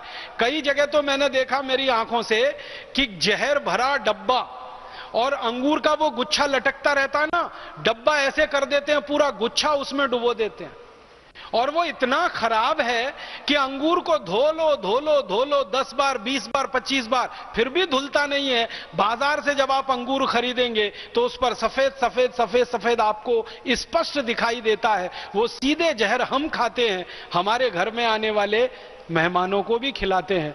मेहमानों को देवता कहते हैं, देवताओं को अंगूर के रूप में जहर परोसते हैं, और वो जहर खाली अंगूर के रूप में हमारे शरीर में नहीं आता। उन अंगूरों को सुखाया जाता है, उसकी किशमिश बनती है, उन अंगूरों को सुखाया जाता है और उसका कुछ सूखा मेवा बनाते हैं, अंत में वो फिर खाते हैं, वो हमारे शरीर में आता है। इसी तरह टमाटर पे स्प्रे होता है, इसी तरह भिंडी पर स्प्रे होता है, इसी तरह बैंगन पर स्प्रे होता है। कोई ऐसा फल और सब्जी अब बच नहीं पाया जहां पर यह स्प्रे ना हो। तो हर तरीके से ये सारा जहर या तो मिट्टी को खराब करेगा, पानी को खराब करेगा, हवा को खराब करेगा। जब आप स्प्रे करेंगे तो बहुत सारा जहर हवा में मिलेगा, हवा के कणों के साथ वो पूरी जगह फैलेगा, वो श्वास के रास्ते आपके शरीर में अंदर जाएगा। तो हर तरीके से ये दुष्परिणाम जो हो रहा है वो हमारे शरीर को हो रहा है। किसानों की बर्बादी तो पैसे के रूप में है और हमारी बर्बादी शरीर के स्वास्थ्य के खत्म हो जाने के रूप में है। ये बहुत बड़ा दुष्चक्र, एक तरह का षड्यंत्र हमारे देश में बना है और चल रहा है। आपके मन में एक सवाल आएगा कि आखिर ये सारा का सारा यूरिया, डीएपी या जहरीला कीटनाशक बनाना किसने शुरू किया सबसे पहले दुनिया में? कहां से ये आया, किसने बनाया, किसने इस पर खोज की, किसने इस पर शोध किया? ये अगर आपके मन में सवाल आए तो इसका उत्तर मैं देना चाहता हूं, वो ये कि दुनिया में सन 1939 से 1945 के बीच में एक युद्ध हुआ था जिसको हम सब कहते हैं द्वितीय विश्व युद्ध। इस दूसरे विश्व युद्ध में एक तरफ जर्मनी नाम का देश था, एक तरफ ब्रिटेन नाम का देश था। ब्रिटेन एक तरफ और ब्रिटेन के सहयोगी देश एक तरफ, जर्मनी एक तरफ और जर्मनी के सहयोगी देश एक तरफ। जर्मनी के साथ जापान था, ब्रिटेन के साथ और दूसरे देश थे। ये दो देशों के समूह बन गए थे और इनमें भयंकर लड़ाई हुई थी और इस युद्ध में लाखों करोड़ों अरबों रुपए के हथियार बेचे गए थे।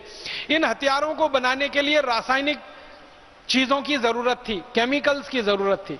आप जानते हैं कि रासायनिक हथियार बनाने के लिए केमिकल्स चाहिए, रसायन चाहिए। तो वो रसायन बनाने के लिए बहुत सारी कंपनियां यूरोप में स्थापित हुई थी। उन कंपनियों में तरह तरह के जहरीले रसायन बनाए जा रहे थे दूसरे विश्व युद्ध को लड़ने के लिए हथियार के रूप में। जब दूसरा विश्व युद्ध खत्म हो गया 1945 में, तो उन कंपनियों को भी खत्म हो जाना चाहिए था जो रसायन बनाने वाली कंपनियां थी।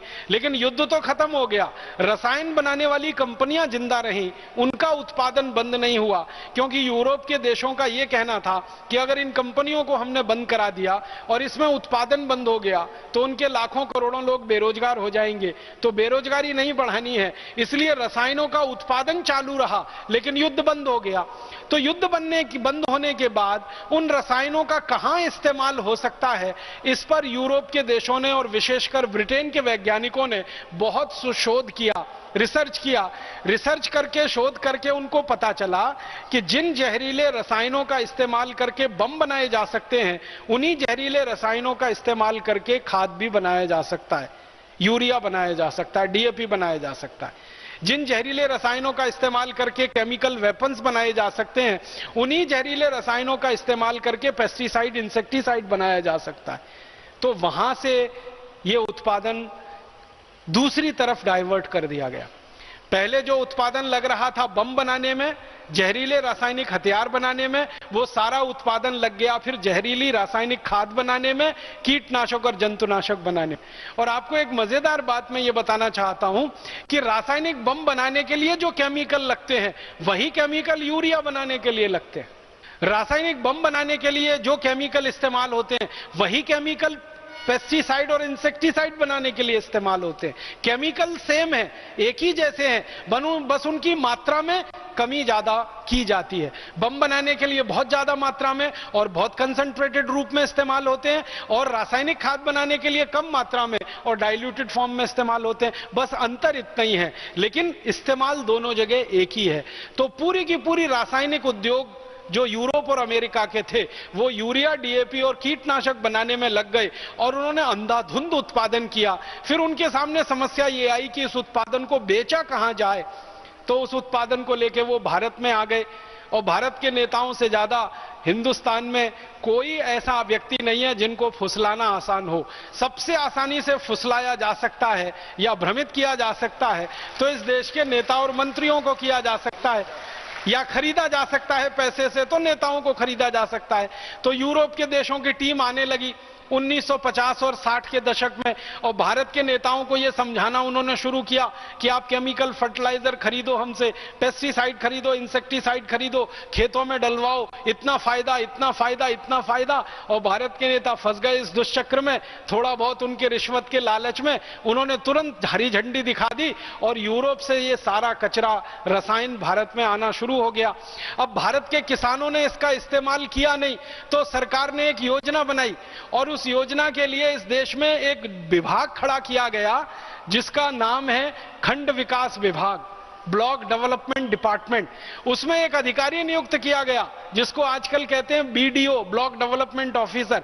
इस अधिकारी का एक ही काम होता था गांव गांव जाना, किसानों को फुसलाना और उनके खेत में यूरिया डलवाना। किसान डालते नहीं थे यूरिया, तो ये जो बीडीओ स्तर के अधिकारी होते थे ये किसानों को कहते थे मुफ्त में ले लो, मुफ्त में डालो, तो भी किसान तैयार नहीं होते थे, तो जबरदस्ती उनके खेतों में डलवाते थे। और यूरिया एक ऐसा जहर है जैसे शराब होती है ना, किसी आदमी को जिसने जिंदगी में कभी शराब ना पी हो, जबरदस्ती एक दो बार आप पिला दो, फिर ऐसा चस्का लगता है कि वो खरीद के पीने लगता है। वैसे ही हमारी मिट्टी के साथ हुआ। हमारी मिट्टी ने हजारों साल से कभी ये रसायन को चखा नहीं था, इसका स्वाद नहीं मालूम था। मिट्टी में जबरदस्ती ये डाला गया रासायनिक खाद और कीटनाशक, मिट्टी को उसका स्वाद लग गया और मिट्टी फिर व्यसनी हो गई और वो जहरीली होती चली गई। फिर किसानों ने खरीद खरीद के डालना शुरू किया।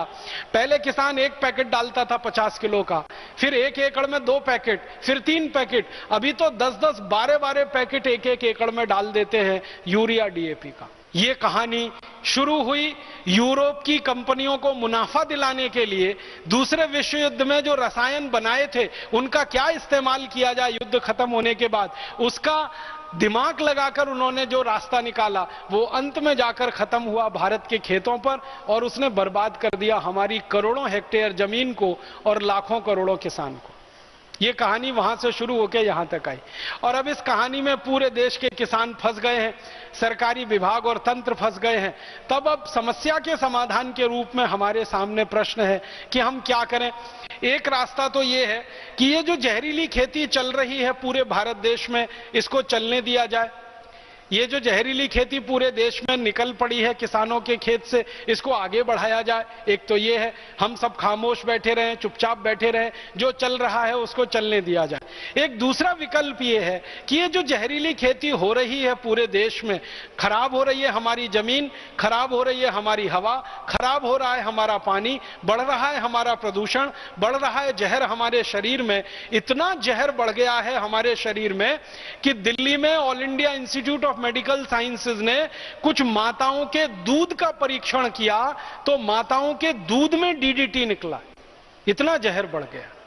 ये जहर की 2 कहानियां मैं जरूर सुनाना चाहूंगा, अंदाजा लगे आपको। भारत देश में ये पंजाब हमारे बिल्कुल पड़ोस में है, वहां का एक छोटा सा गांव है, मैं वहां गया हूं। उस गांव का नाम है हरि किशनपुरा। छोटा सा गांव है पंजाब का, बठिंडा के नजदीक का। हरिकिशनपुरा गांव में मैं गया तो आपको हैरानी होगी, मुझे बहुत हैरानी हुई। गांव के बाहर एक बोर्ड लगा हुआ था बहुत बड़ा, उस पर गुरुमुखी भाषा में कुछ लिखा हुआ था। मैंने एक पंजाबी गुरुमुखी जानने वाले मेरे सहयोगी को पूछा, मैं पूछा ये क्या लिखा है, गांव के बाहर बड़ा सा बोर्ड लगा है।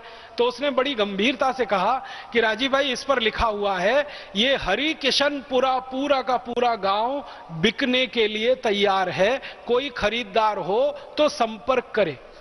आपको तो इस पे हंसी आएगी, लेकिन मुझे तो रोना आ गया। मैंने कहा ये क्या लिखा? उसने कहा यही लिखा है। मैंने कहा सच? कि उसने कहा बिल्कुल सच, ये गांव बिकने को तैयार है। तो क्यों? तो उन्होंने कहा ये तो नहीं मालूम, गांव में चलो तो पूछते। तो हम गांव में गए, एक सरदार जी से सबसे पहले मुलाकात हुई। हमने उनको पूछा कि आपके गांव के बाहर बोर्ड लगा है कि गांव बिकाऊ है, बिकने को तैयार है।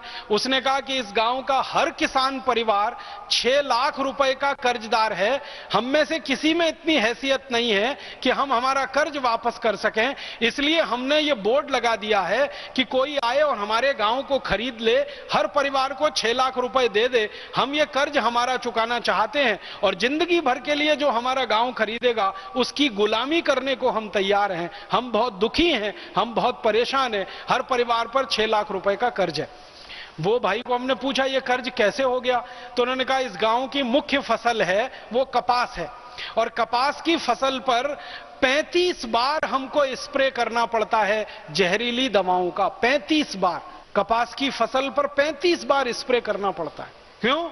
तो उन्होंने कहा इतने कीड़े आते हैं, इतने जंतु आते हैं कि हमारी फसल पूरी खराब हो जाती है, इसलिए 35 बार स्प्रे करते हैं। और स्प्रे करने के लिए दवाएं खरीदते हैं, 15-15 हजार रुपए लीटर की दवाएं खरीदते हैं, उसका स्प्रे करते हैं। कई बार वो स्प्रे भी फेल हो जाता है, फसल भी चौपट हो जाती है, साहूकार से कर्ज लेकर अगली फसल लगानी पड़ती है। इस चक्कर में हमारा कर्ज हर परिवार पर 6 लाख रुपए हो गया। फिर वो सरदार जी को मैंने पूछा कि आज से 40 साल पहले आपके यहां खेती करते थे तो भी ऐसे ही स्प्रे करते थे? उन्होंने कहा बिल्कुल नहीं करते थे, 40 साल पहले तो कोई स्प्रे नहीं करता था। क्यों? क्योंकि फसल पे कीड़ा लगता ही नहीं था। तो मैंने वो सरदार जी से ही पूछा कि आप याद करके बताओ, 40 साल पहले फसल पे कीड़ा नहीं लगता था, क्या करते थे आप ऐसा, और अब इतना कीड़ा लगता है, क्या करते हो ऐसा? तो सरदार जी ने बहुत सोचकर बताया, तो कहा कि 40 साल पहले हम गाय बैल भैंस का गोबर और उसका मूत्र खेत में डालते थे तो हमारे फसल पर कीड़ा नहीं लगता था। अब हमने यूरिया डीएपी डालना शुरू किया तो इतना कीड़ा लगता है कि हम कीड़े को मारने की दवा खरीद खरीद के कर्जदार हो चुके हैं। ये हरिकिशनपुरा गांव की कहानी है। और आपको यह सुनकर और दुख होगा कि ये हरिकिशनपुरा जैसा भारत में कोई एक गांव नहीं है, ऐसे भारत में हजारों गांव हैं जो इतने कर्जे में डूबे हुए हैं, बिकने को तैयार हैं। मैं विदर्भ में 10 साल रहा हूं। 10 साल में विदर्भ में मैंने 100 से ज्यादा गांव देखे हैं जहां इसी तरह के बोर्ड लगे हुए हैं, ये गांव बिकाऊ है, ये गांव बिकाऊ है, क्योंकि गांव के किसानों पर कर्ज बहुत हो गया। ये एक कहानी। एक और कहानी मैं सुनाना चाहूंगा आपको कि ये यूरिया डीएपी और जहरीले कीटनाशकों का क्या दुष्परिणाम होता है। मैं एक बार गया था केरल के जिले कासरगोड में। कासरगोड एक जिला है केरल का, कर्नाटक के बॉर्डर पे है। कर्नाटक का एक जिला है उडुपी। उडुपी जहां से समाप्त होता है, कासरगोड जिला वहीं से शुरू हो जाता है। तो उडुपी और कासरगोड के बीच का इलाका, वहां एक गांव है, उसका नाम है पडरे। पडरे गांव में सबसे ज्यादा खेती होती है काजू की, और काजू का फसल ऐसा ही फसल है जिसमें सबसे ज्यादा कीड़ा लगता है। जैसे कपास की फसल पर सबसे ज्यादा कीड़ा लगता है, वैसे ही काजू की फसल पर सबसे ज्यादा कीड़ा लगता है। पडरे गांव में करीब 4,500 एकड़ जमीन पर काजू के बागान हैं, काजू के पेड़ लगे हुए। तो उसमें क्या होता है, 20 साल से वहां के किसान जो काजू की खेती करते हैं वो एक हेलीकॉप्टर किराए पे लेते हैं और उसमें जहरीले कीटनाशक जिसका नाम एंडोसल्फान है, वो हेलीकॉप्टर में भरा जाता है और पूरे गांव के काजू के पेड़ पर जो 4,700 एकड़ में है वो छिड़का जाता है एंडोसल्फान, 20 साल से लगातार। जब मैं पहली बार उस गांव में गया था तब उन्होंने बताया कि हम 20 साल से ये छिड़क रहे हैं, और लगातार वो छिड़कने का दुष्परिणाम क्या हुआ है कि वो मैंने आपको बताया 2% एंडोसल्फान तो कीड़े मारने में चला जाता है, 98% गांव के तालाब में जाके घुल जाता है।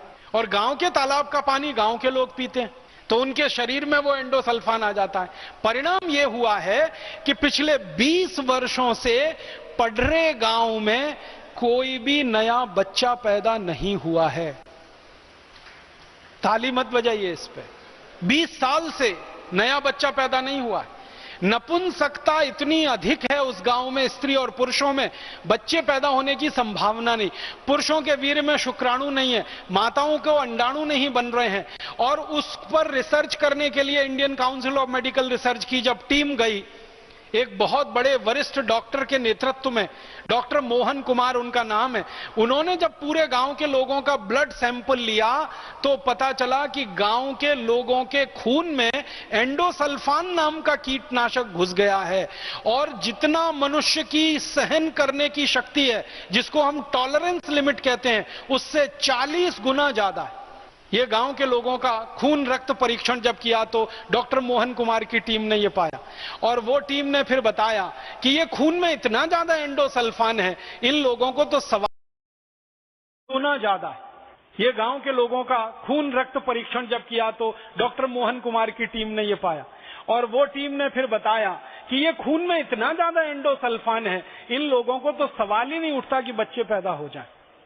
फिर पता लगाया गया कि बच्चे पैदा नहीं हो रहे हैं, ये तो एक बीमारी। और क्या क्या है उस गांव में पता चला, हर घर का दूसरा और तीसरा आदमी कैंसर का शिकार है, हर घर में।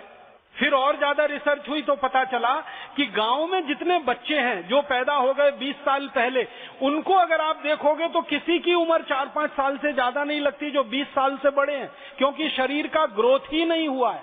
वो बिल्कुल छोटे से बच्चे हैं अभी भी। गांव में हम लोग गए तो देखा, घरों के दरवाजों पे बच्चे बैठे हैं, स्कूल में बच्चे खेल रहे हैं। कुछ बच्चों के हाथ ऐसे हैं, कुछ बच्चों के हाथ ऐसे हैं, किसी के पांव ऐसे हैं, किसी को एक हाथ में 8-9 उंगलियां हैं, किसी को पांव में 10 से 12 उंगलियां हैं, और किसी के पांव बिल्कुल पीछे की तरफ मुड़े हुए हैं, किसी को आधा पांव है, एक पांव है ही नहीं है। इस तरह के 20 बच्चे। और ज्यादातर बच्चों को हमने देखा तो शरीर छोटा सा है, सिर बहुत बड़ा है। एक बच्चे का सिर इतना बड़ा कि वो हिला नहीं सकता, हमेशा लेटा रहता है।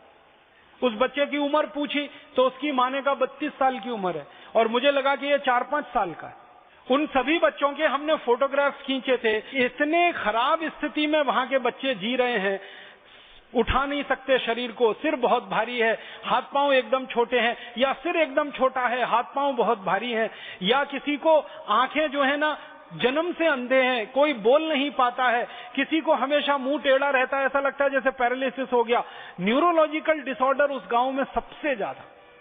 डॉक्टर मोहन कुमार जो वहां काम कर रहे हैं, सेवा कर रहे हैं, उनको जब पूछा गया कि आपने इस गांव को कैसा पाया, तो उन्होंने कहा कि जब मैं इस गांव में आया था तो मुझे बताया गया कि केरल भारत का स्वर्ग है, इसलिए मैं इस गांव में आया सेवा करने के लिए। यहां आकर पता चला कि दुनिया का इतना खतरनाक नरक तो किसी भी देश में नहीं होगा जो इस केरल के कासरगोड जिले के पडरे गांव में है।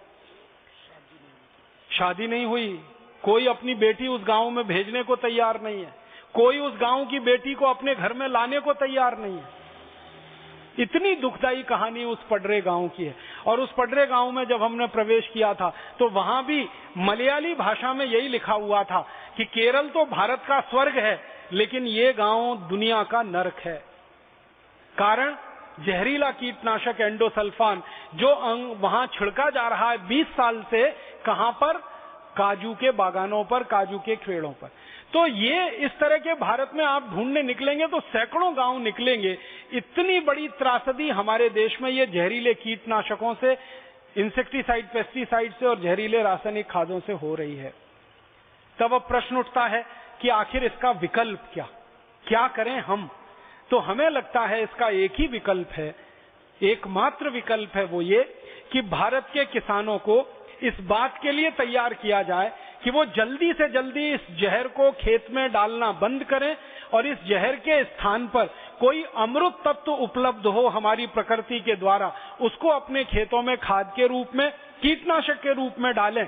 और धीरे धीरे ये धरती जो पूरी तरह से प्रदूषित हो गई है, बर्बाद हो गई है, इस धरती को वापस ठीक किया जाए, मिट्टी को वापस ठीक किया जाए, पानी को वापस ठीक किया जाए, हमारी हवा को वापस ठीक किया जाए।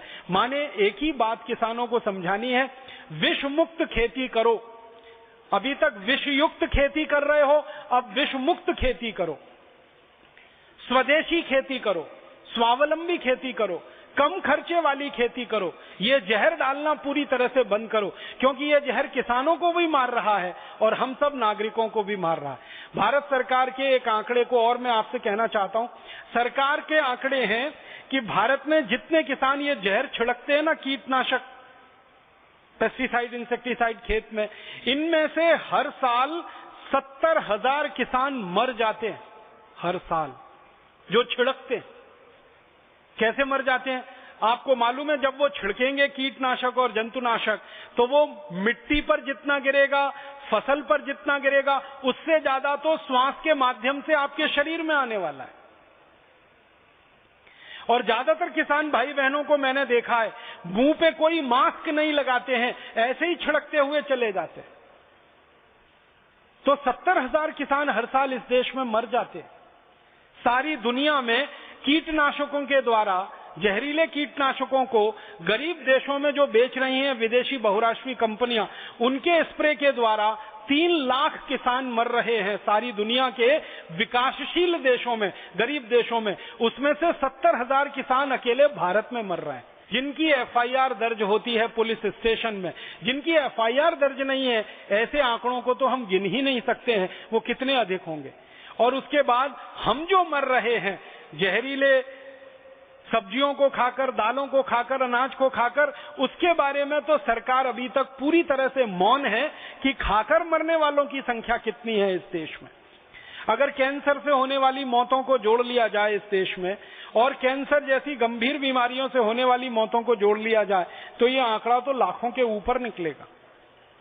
इसलिए अब हमको एक फैसला तो लेना ही पड़ेगा सारे किसानों को, वो ये कि अब हम जहर वाली खेती नहीं करेंगे, विष अपने खेत में नहीं डालेंगे, यूरिया डीएपी नहीं डालेंगे, एंडोसल्फान, मेलाथियान, पैराथियान जैसा जहर नहीं डालेंगे। अब जहर मुक्त खेती करेंगे, विष मुक्त खेती करेंगे। ये संकल्प जिस दिन हमारे किसान लेंगे, उसी दिन से यात्रा शुरू हो जाएगी। और ये संकल्प किसान भाइयों को आज नहीं तो कल लेना ही पड़ेगा। मैं विनम्रता पूर्वक उनसे एक बात कहना चाहता हूं, अगर आप में से कुछ किसान भाई हैं तो इस बात को गंभीरता से सुने। जब से किसानों ने यूरिया, डीएपी, सुपरफॉस्फेट की खेती की है, जहर डाला है मिट्टी में, और जब से किसानों ने एंडोसल्फान, मेलाथियान जैसे सैकड़ों जहर डाले हैं मिट्टी में, इसमें से पैदा हुआ पशुओं का जो चारा है ना, वो पशुओं ने खाया है और पशुओं के शरीर में भी ये जहर गया है। हमारी गाय के शरीर में जहर है, डीडीटी। हमारी गाय के दूध में है डीडीटी। आप सुनकर हैरान हो जाएंगे, गाय का दूध दुनिया में सबसे अमृत तत्व वाला माना जाता है, उस गाय के दूध में डीडीटी है।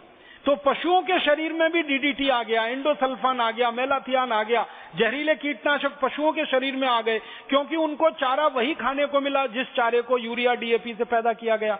और इसमें सबसे बड़ा दुर्भाग्य इस देश का जो हो गया वो ये, अभी थोड़े दिन पहले मैं कृषि वैज्ञानिकों के साथ एक गढ़मुक्तेश्वर नाम के छोटे से गांव में गया था, एक फार्म को देखने के लिए। वहां जाकर मेरी आंखें फटी रह गईं। ये जानकर मैं हैरान हो गया। Indian council of agricultural research के वैज्ञानिक ये कह रहे हैं कि राजीव भाई, ये जहर जो खेतों में डाला है किसानों ने, इस जहर के कारण 65% गाय और भैंस बांझ हो गई हैं। समझते हैं? वो बच्चे पैदा नहीं कर सकते, संतान नहीं दे सकते। गाय भैंस, 65% गाय भैंस बांझ हो गई, इनफर्टाइल हो गई। और तब मुझे पता चला कि 65% इनफर्टिलिटी का रेट है हमारे पशुओं में, माताओं में, बहनों में। आप अंदाजा लगा लीजिए, कम से कम 20-25% तो माताओं बहनों में निकल आएगा अगर यही आंकड़ा हम कोशिश करें। गुजरात में है, स्वामी जी कह रहे हैं गुजरात में तो ये है ही 20-25%। गुजरात के कुछ जिलों में जहां शायद ये जहर ज्यादा डलता होगा। तो हमारी माताओं बहनों में 20%, 25% इनफर्टिलिटी, बांझपन आ जाए, हमारी गाय और भैंसों में 65% बांझपन आ जाए, अंतिम दुष्परिणाम जानते हैं क्या होगा? जब गाय और भैंस बांझ हो जाती है, संतान देने में असमर्थ हो जाती है, कोई किसान उसको घर में खाना खिलाने को तैयार नहीं होता, वो सीधे उनको कसाई को बेच देता है और कसाई ऐसी गाय और भैंसों को काटकर उनका मांस दुनिया के देशों को बेच देते हैं। हर साल हमारे देश में गाय, बैल, भैंस जैसे बड़े 4 करोड़ पशु इसी कारण से कट जाते हैं।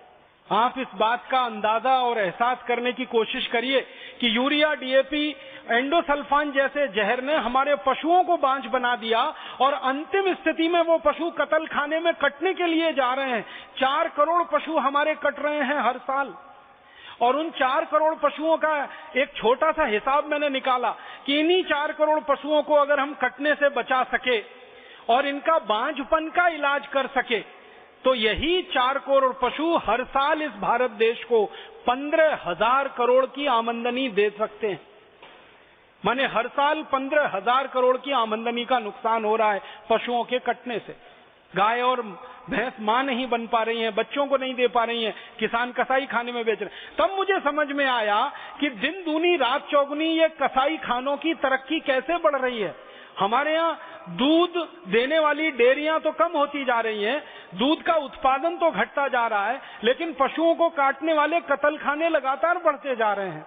ये दिल्ली से हरिद्वार के बीच का ही सर्वे करो तो पशुओं को काटने वाले कत्ल खानों के विकास की दर 300% से बढ़ी है यहां पर। तब बात समझ में आ गई बिल्कुल साफ साफ कि पशुओं को काटने के कत्ल खाने तब तक बढ़ते ही रहेंगे जब तक गाय और भैंस हमारी बांझ रहेंगी, संतान उत्पन्न करने में असमर्थ होंगी, तो किसान उसको कसाईयों को ही बेचेगा, क्योंकि वो और किसी काम के हो नहीं सकते, और कसाई उसको काटेंगे और उसका मांस भी बाजार में बिकने के लिए ही जाएगा।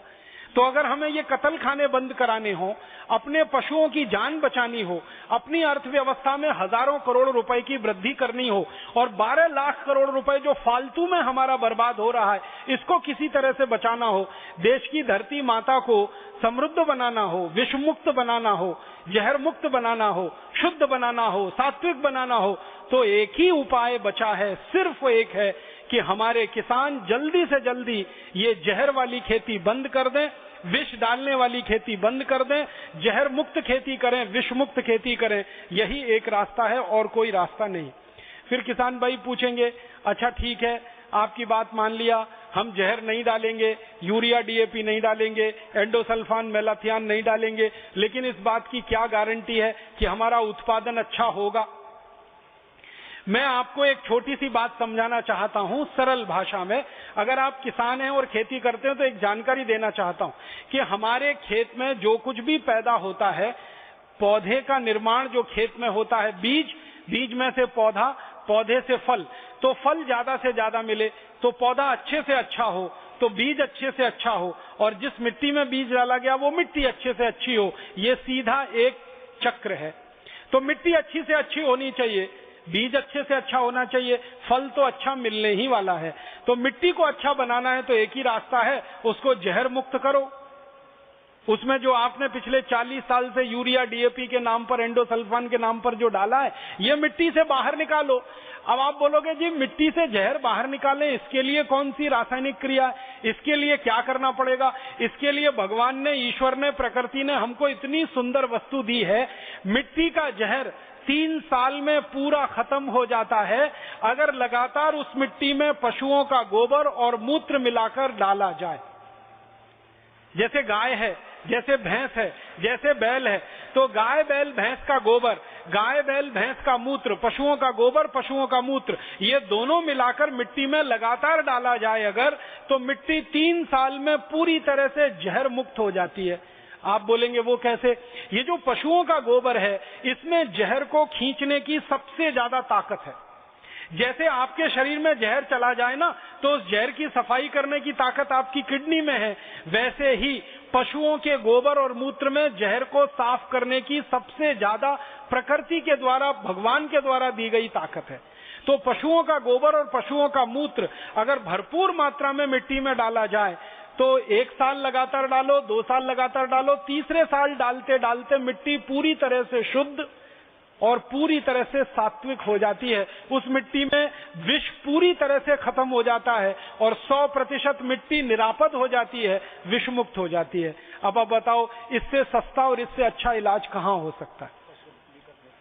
अब इसका दो फायदे, एक तो मिट्टी हमारी जहर मुक्त हो गई, विष मुक्त हो गई।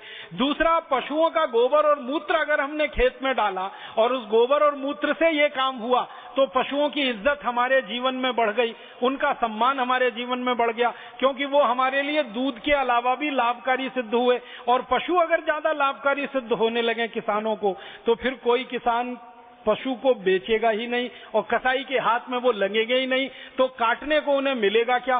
तो कत्ल खाने अपने आप बंद हो जाएंगे। तो पशु हत्या का पाप जो इस देश के माथे पर लगा हुआ है वो बिल्कुल साफ हो जाएगा, धुल जाएगा। वो भी काम होता है। गौ माता की हत्या का कलंक भी मिटेगा। और जिन आईसीएआर के वैज्ञानिकों ने कुछ काम किया है पिछले 10-12 वर्षों में, वो मुझे बताते हैं कि अगर खेत में लगातार गोबर गोमूत्र डाला जाए, उसमें से घास चारा पैदा किया जाए और वो घास चारा 3 साल किसी भी गाय भैंस को लगातार खिला दिया जाए, तो उस गाय भैंस का बांझपन भी खत्म हो जाता है और चौथे साल वो संतान देने की स्थिति में आ जाती है। एक वैज्ञानिक जिन्होंने बहुत रिसर्च किया, उनका तो यहां तक कहना है कि ये पशुओं के शरीर में जो जहर चला गया है, इस जहर को बाहर निकालने के लिए कुछ आयुर्वेदिक जड़ी बूटियां हैं, उन जड़ी बूटियों को लगातार पशुओं को खिलाया जाए तो पहले ही वर्ष में बहुत सारी गाय और भैंस मां बन जाती हैं। और उस वैज्ञानिक ने 1000 गाय और भैंसों पर यह परीक्षण किया है और उनका नाम है डॉक्टर विनोद। उनसे मेरी बहुत लंबी वार्ताएं हुई हैं। उनका यह कहना है कि जड़ी बूटियां हैं आयुर्वेद की, जिनको हम 3-4 खुराक खिलाते हैं किसी भी गाय और भैंस को, सारे शरीर का जहर उनका निकल जाता है। और जो गाय भैंस 3-3, 4-4 साल से मां नहीं बनी है, वो पहली बार में ही मां बन जाती है और मां बनते ही उसकी कीमत बढ़ जाती है। फिर कोई किसान उसको कसाई को बेचने की सोचता भी नहीं है, वो घर में ही उसको बांध के रख लेता है। तो बांझपन की समस्या का भी समाधान होता है। तो खेत में हम डालें गोबर और मूत्र और मिट्टी को बनाएं शुद्ध और पवित्र, और उसमें से जो उत्पादन है वो हम भी खाएं, हमारे पशुओं को खिलाएं, हम भी स्वस्थ बने, हमारे पशु भी स्वस्थ बने। आप सोचें, आपको निरापद भोजन मिलने लगे, सजीव भोजन मिलने लगे, स्वस्थ भोजन मिलने लगे, जहर मुक्त भोजन मिलने लगे, तो आपके शरीर का कैंसर, डायबिटीज, हाइपरटेंशन खत्म होता है। देश की खतरनाक बीमारियां कम होती हैं। उन बीमारियों के लिए खर्च होने वाला 7 लाख करोड़ रुपए बचता है, और वो 7 लाख करोड़ रुपए अगर देश के उत्पादन के और विकास के काम में लगा दिया जाए तो देश की गरीबी, भुखमरी, बेकारी 3-4 साल में ही मिटती है। तो रास्ता अब एक ही है कि हम हमारे खेतों में जहर और विष डालना बंद करें, गोबर गोमूत्र डालें। अब आप एक सवाल अक्सर मन में आता है और किसान मुझे कहते रहते हैं, वो ये कि क्या गोबर और मूत्र से उत्पादन उतना ही होता है जितना यूरिया डीएपी से होता है? मैं आपको इस बात को विनम्रता पूर्वक कह रहा हूं कि गोबर और मूत्र से उत्पादन ज्यादा होता है यूरिया डीएपी की तुलना में, और दुनिया भर में ये परीक्षण हो गए। मैं आपको भारत के ही बारे में जानकारी देता हूं।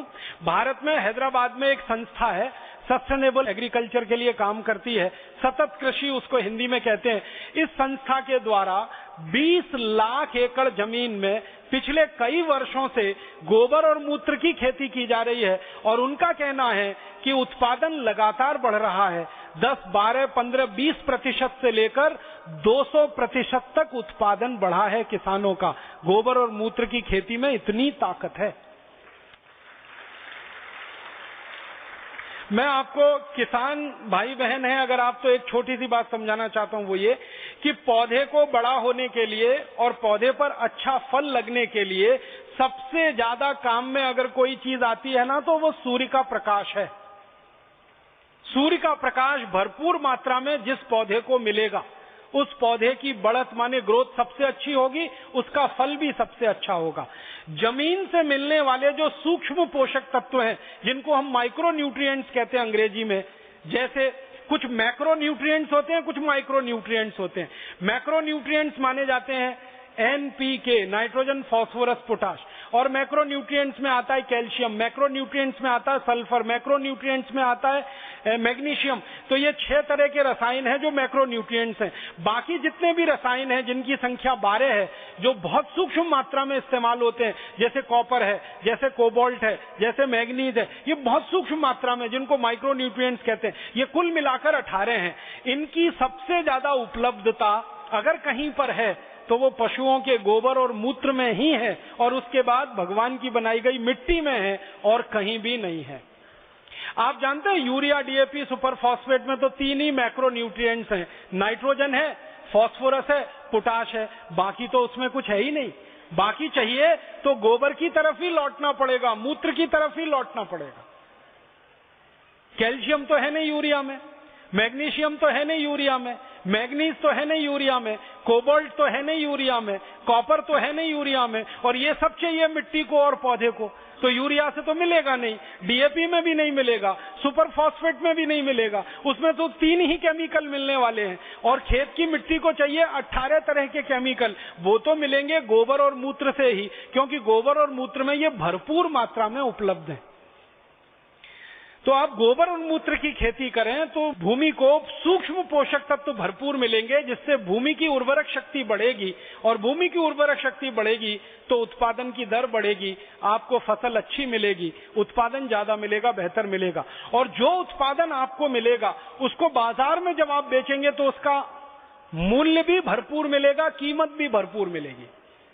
आप मुंबई में कभी जाओ, जब आम का सीजन आता है तो मुंबई के बाजार में मैंने खूब देखा है, यूरिया डीएपी का आम खरीदो, हापुस, अल्फेंजो, तो आराम से मिल जाता है एक पेटी 200, 250, 300 रुपए का। और वही हापुस और अल्फेंजो खरीदो गोबर और मूत्र वाला, तो एक पेटी मिलता है 700 रुपए का, 800 रुपए का, 900 रुपए का। इस बार मैंने एक हापुस आम की कीमत मुंबई के बाजार में पता की थी 65 रुपए, क्योंकि उसका एक ही क्वालिटी था कि वो गोबर और मूत्र से पैदा किया हुआ है। और उसी के बराबर में 15 रुपए का दूसरा वैसा ही हापुस आम था, लेकिन उसकी क्वालिटी थी कि वो जहर के द्वारा उत्पादित किया हुआ है। मतलब सीधा सा ये है कि अगर गोबर मूत्र से खेती आप करते हैं तो उसके उत्पादन को भी बाजार में 4-5 गुनी कीमत आराम से मिलती है। भिंडी 40 रुपए किलो बिकती है जो गोबर मूत्र से पैदा होती है, और जो यूरिया डीएपी वाली भिंडी है उसको 15-20 रुपए में भी कोई नहीं पूछता है। टमाटर का भाव, बैंगन का भाव, आलू का भाव सब ज्यादा है जो गोबर मूत्र से पैदा। गोबर मूत्र से पैदा किया हुआ गेहूं 21 रुपए, 25 रुपए, 27 रुपए, 30 रुपए किलो आराम से बिकता है, और यूरिया डीएपी का गेहूं 10-11 रुपए किलो में कोई खरीदने को तैयार नहीं होता। तो हर वस्तु जो हम पैदा करेंगे गोबर और मूत्र से, उसका भाव अच्छा है, उसका उत्पादन भी अच्छा मिलेगा, क्वालिटी भी बढ़ेगी, जमीन सुधरेगी, फसल का उत्पादन सुधरेगा, आप खाएंगे तो आपका शरीर सुधरेगा, दूसरे खाएंगे तो उनका शरीर सुधरेगा। सब तरफ से देश के लिए अच्छा है गोबर गोमूत्र की विष मुक्त खेती करना। तो मैं आपसे निवेदन करता हूं सभी किसान भाइयों से कि जल्दी से जल्दी वो अपने खेत को विषमुक्त बनाएं और गोबर गोमूत्र को खेत में लाएं। अब आप ये पूछेंगे कि जरा मात्रा बता दो, गोबर कितना डालना, मूत्र कितना डालना, खेत में कब कब डालना, किस फसल में कितना डालना, ये तकनीकी सवाल अक्सर हमारे सामने आ जाता है। तो मैं एक सरल सूत्र बताता हूं जिसको भारत में पिछले 12-15 वर्षों में हजारों किसानों ने अपनाया है और बहुत लाभ उनको हुआ है। किसी भी 1 एकड़ खेत में आप चाहें तो इस सूत्र को लिख लीजिए, क्योंकि किसानों को जब भी आप ये समझाएंगे कि गोबर गोमूत्र की खेती करो तो वो एक ही प्रश्न करेंगे, हमको तो मालूम ही नहीं है गोबर कितना मिलाना, मूत्र कितना मिलाना, क्या क्या उसमें डालना, कितनी कितनी बार डालना। तो ये आप लिख लेंगे तो आपको लाभ होगा और बता सकेंगे आप किसानों को, तो उनको और ज्यादा लाभ होगा। 1 एकड़ खेत के लिए, किसी भी फसल में 1 एकड़ खेत के लिए, फसल कोई भी हो, गेहूं की हो, धान की हो, गन्ने की हो, मूंगफली की हो, या तो सब्जियों की फसल हो, कोई भी फसल हो, 1 एकड़ खेत के लिए एक बार में 15 किलो गोबर लगता है। और ये गोबर किसी भी जानवर का हो, बड़े जानवर का हो, गाय का हो या तो बैल का हो या तो भैंस का हो। बड़े जानवर हमारे गांव में ये 3 ही हैं, गाय बैल भैंस। तो या तो गाय का, या तो बैल का, या तो भैंस का 15 किलो गोबर, और उसमें मिलाइए 15 लीटर मूत्र उसी जानवर का, गाय का या तो बैल का या तो भैंस का। 15 किलो गोबर, 15 किलो मूत्र दोनों मिला लीजिए प्लास्टिक के एक ड्रम में, और मिलाकर इसमें 1 किलो गुड़ डाल दीजिए, गुड़। और गुड़ ऐसा डालिए जो हम नहीं खा सकते, जानवर भी नहीं खा सकते, खराब हो जाता है, बहुत बेकार होता है। जिस गुड़ को कोई नहीं खाता, जिसमें बदबू आने लगती है, जो पानी की तरह से फैल जाता है, बेकार समझ के हम जिसको फेंक देते हैं, वो गुड़ खाद बनाने में सबसे अच्छा काम आता है। तो 1 किलो गुड़, 15 किलो गोबर, 15 लीटर मूत्र, फिर इसमें 1 किलो डालिए दाल का आटा।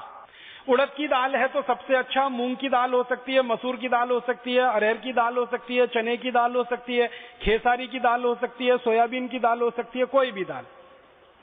1 किलो दाल का आटा, दाल को पीसकर उसका पाउडर या आटा, और अंत में 1 किलो मिट्टी डालनी है एक ऐसे पेड़ के नीचे से उखाड़कर जो पेड़ बहुत साल पुराना आपके गांव में लगा हुआ है। पीपल का पेड़ हो, बरगद का पेड़ हो, आम का पेड़ हो, पुराना पेड़ हो, 10 साल, 20 साल, 25 साल, 50 साल पुराना, उस खेत के नीचे से 1 किलो मिट्टी खोदकर इसमें डालना। तो 15 किलो गोबर, 15 लीटर मूत्र, 1 किलो गुड़, 1 किलो दाल का आटा और 1 किलो पुराने पेड़ के नीचे की मिट्टी, ये 5 वस्तुओं को प्लास्टिक के एक ड्रम में मिला देना। डंडे से मिला देना, चाहे हाथ से मिला देना, कोई फर्क नहीं पड़ता। मिलाने के बाद इसको 15 दिन तक रखना। इसमें 15 दिन तक एक ही काम करना, सुबह और शाम डंडे से इसको घुमाते रहना। 15 दिन तक इसको ऐसे ही रख देना ड्रम में मिला के, और डंडे से सुबह शाम घुमाते रहना। 15 दिन में ये खाद बनकर तैयार हो जाएगा। फिर इस खाद में लगभग 150 से 200 लीटर पानी मिलाना, कम से कम 150 लीटर, अधिक से अधिक 200 लीटर, और अधिक से अधिक सीधे ही लिख लीजिए 200 लीटर पानी मिलाकर। अब ये जो घोल तैयार हो गया है, ये 1 एकड़ खेत के लिए पर्याप्त खाद है। 1 एकड़ खेत के लिए। अगर 2 एकड़ खेत है तो ये सभी मात्राओं को 2 गुना कर दीजिए। 3 एकड़ खेत है तो सभी मात्राओं को 3 गुना कर दीजिए। एकड़ के हिसाब से आप इसको बढ़ाते जाइए। अब इसको खेत में डालना कैसे है? अगर खेत खाली है, कोई फसल खेत में नहीं है, तो इसको सीधे स्प्रे कर सकते हैं मिट्टी को भिगाने के हिसाब से। डब्बे में भर भर के छिड़क सकते हैं, स्प्रे पंप में भर के छिड़क सकते हैं। स्प्रे पंप का नोजल निकाल देंगे तो ये छिड़कना आसान होगा। अगर नोजल लगा हुआ तो उसमें ये फंस जाएगा, तो नोजल निकाल के छिड़क सकते हैं। तो खाली खेत में मिट्टी पे छिड़कना है।